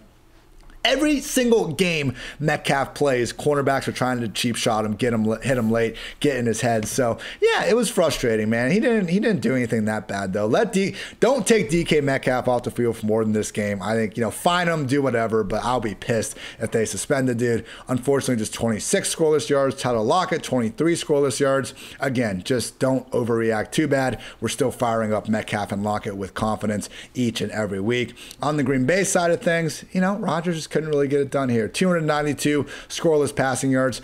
Brutal end zone interception in a spot that could have, I think, extended that lead a good amount. The big news, Dwayne, and we'll be talking about this all day tomorrow, is Aaron Jones suffered a sprained MCL. We'll see. I mean, it's not a torn ACL or anything like that, so you would hope that's not of a season-ending variety or anything. Certainly does seem like something that could either limit Aaron or just make him miss a few games. And if that's going to be the case, A.J. Dillon's going to be locked inside the RB1 scale. 21 carries in this one, 66 yards, and a pair of scores. And that's understating it because he actually had 2 catches for 62 yards. His 50-yard catch and run was one of the best plays of the day, breaking all sorts of tackles up and down the field. I mean, A.J. Dillon, Dwayne, the J stands for January. The guy's only going to get better as the year goes on. Hard dude to tackle. It's just always been a part of the volume. And the fact that we have seen over the first 10 weeks of the year that they are willing to throw him the ball. Maybe not as much as Aaron Jones or some of these other guys, but we'll take it. If we can get 3 to 5 targets per game for Dillon, that's great. I'll take 2 to 3.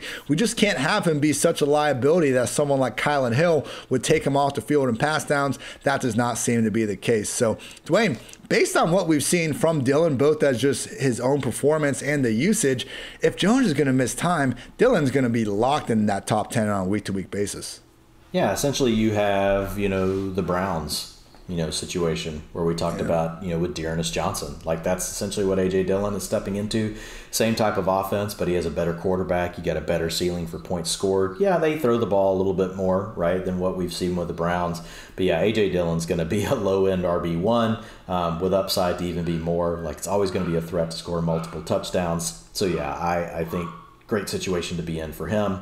As far as the rest of the Packers, not much else as far as news, like Devontae Adams did his thing. Marquez Valdes-Scantling we did see get up to 70% of the routes. So that was an increase from where we had seen him before, in his first week back last week, which was around the 50% mark. So he could be closer to being the wide receiver 2 down the stretch for the Packers. As far as the Seahawks, you mentioned Gerald Everett. Man, we had talked about him last week. We talked about him, we had before the bye, first he had taken over the backfield or the tight end, role from Disley like 4 or 5 weeks ago. Got COVID, came back, was really like my dogs are super excited about Gerald Everett. Like I don't know why. Like I am too, man. Let's go. Yeah, so it is actually an exciting topic.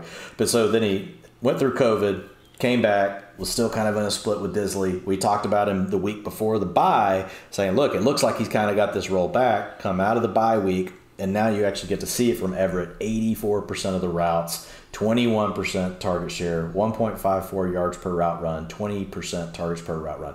So, yeah, Everett's in a really good spot. And really, look, man, like the Seahawks, I know they had a bad day today. Look, it's just chalk it up to Russ coming back, playing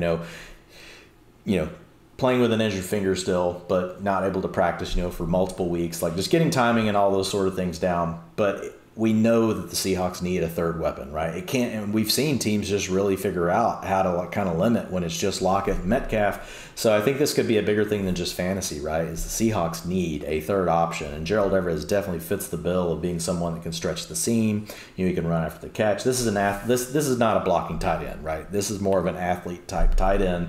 We had seen him have these flashes as a Ram, but he was always in this committee with Tyler Higbee. So really excited to see what he can do for the rest of the season. As far as the backfield today, 91% of the rushing attempts did go to Alex Collins, but the Seahawks trailed the whole game. So Travis Homer is the long down and distance and the 2-minute offense back.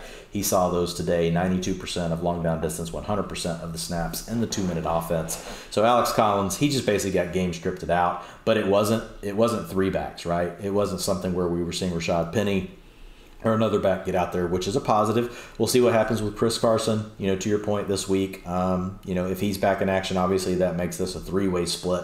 But if he's not, I think we can feel a little better about Collins moving forward now that we're really just talking about two backs instead of three. Everyone, that's going to wrap up this edition of the PFF Fantasy Football Podcast. After I finish it up with our PFF Lily stat, because I suck sometimes and forget to include things. But shout out AJ Dillon. I cheated here just a little bit. Year 2021, so yes, I am including some of his playoff goodness in that game we saw against the Buccaneers. But the only running backs with more yards after contact per carry than AJ Dillon, minimum 100 carries in the year 2021.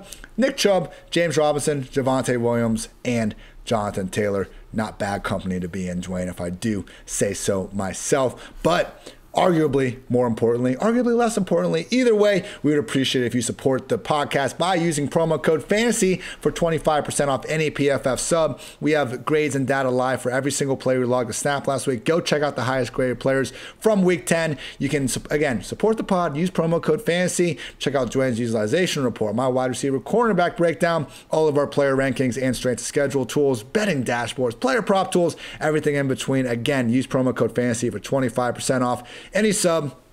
And also, our sponsor today, Manscaped, just launched new products, including their all-new ultra-premium body wash and a 2-in-1 shampoo and conditioner. It's time to give yourself or someone who needs it the gift of beautiful skin, hair, and balls this holiday season. Go to manscaped.com and use code PFF for 20% off plus free shipping. This week, we are giving away multiple Performance Package 4.0s. Rate and review the podcast. Leave your email, and we will choose winners at the end of the week.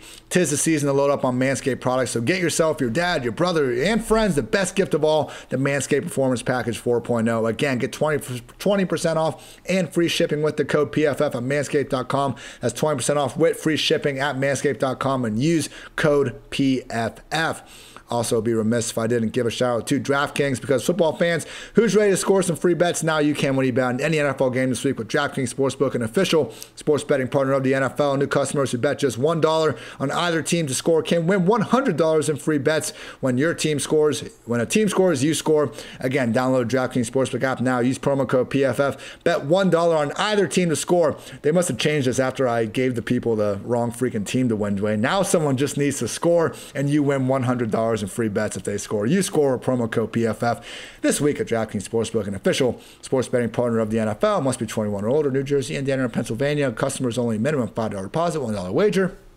One per customer. Restrictions apply. See DraftKings.com/sportsbook for details. Gambling problem? Call 1-800-GAMBLER. Dwayne, we got Chiefs 17, Raiders 4. We're going to get drunk and watch it. You might be drinking coffee. I'm going to get drunk and watch it. 14, but yeah. Not Raiders 4. 17-4. Oh my gosh. I love you, Ian. I love you. You make me feel better about all my mistakes.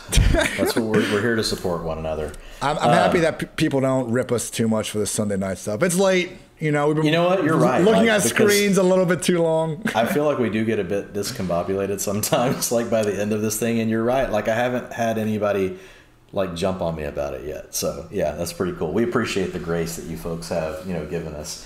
At 9:13, 10:13 for Ian, on a Sunday night after eyes bleeding, staring at the screen all day. So for sure. Anything else you want to say, Mr. McFarland? No, man. Utilization report. I will be grinding on it tomorrow. Obviously, I throw out tweets throughout the day of nuggets that I'm finding. It'll post on Tuesday. Then we'll hit on rankings, man. It'll be back. We'll be on to week 11, Ian. It'll be like we're just moving on. We're always moving forward. Great day to be great. On to week 11. We have, Dwayne, I don't want to get ahead of ourselves. Probably only about 6 more of these left. Not positive that we're going to be pushing through this slate, week 17, week 18, when it stops mattering in fantasy land. But we will continue to make sure that all of you out there trying to win your fantasy leagues, trying to take down that DFS tourney, just trying to enjoy fantasy football more, we'll continue to have every single piece of information that you could ever want, courtesy of the PFF Fantasy Football Podcast. So for Dwayne, I'm Ian. Thank you as always for tuning in. Until next time, take care, everybody.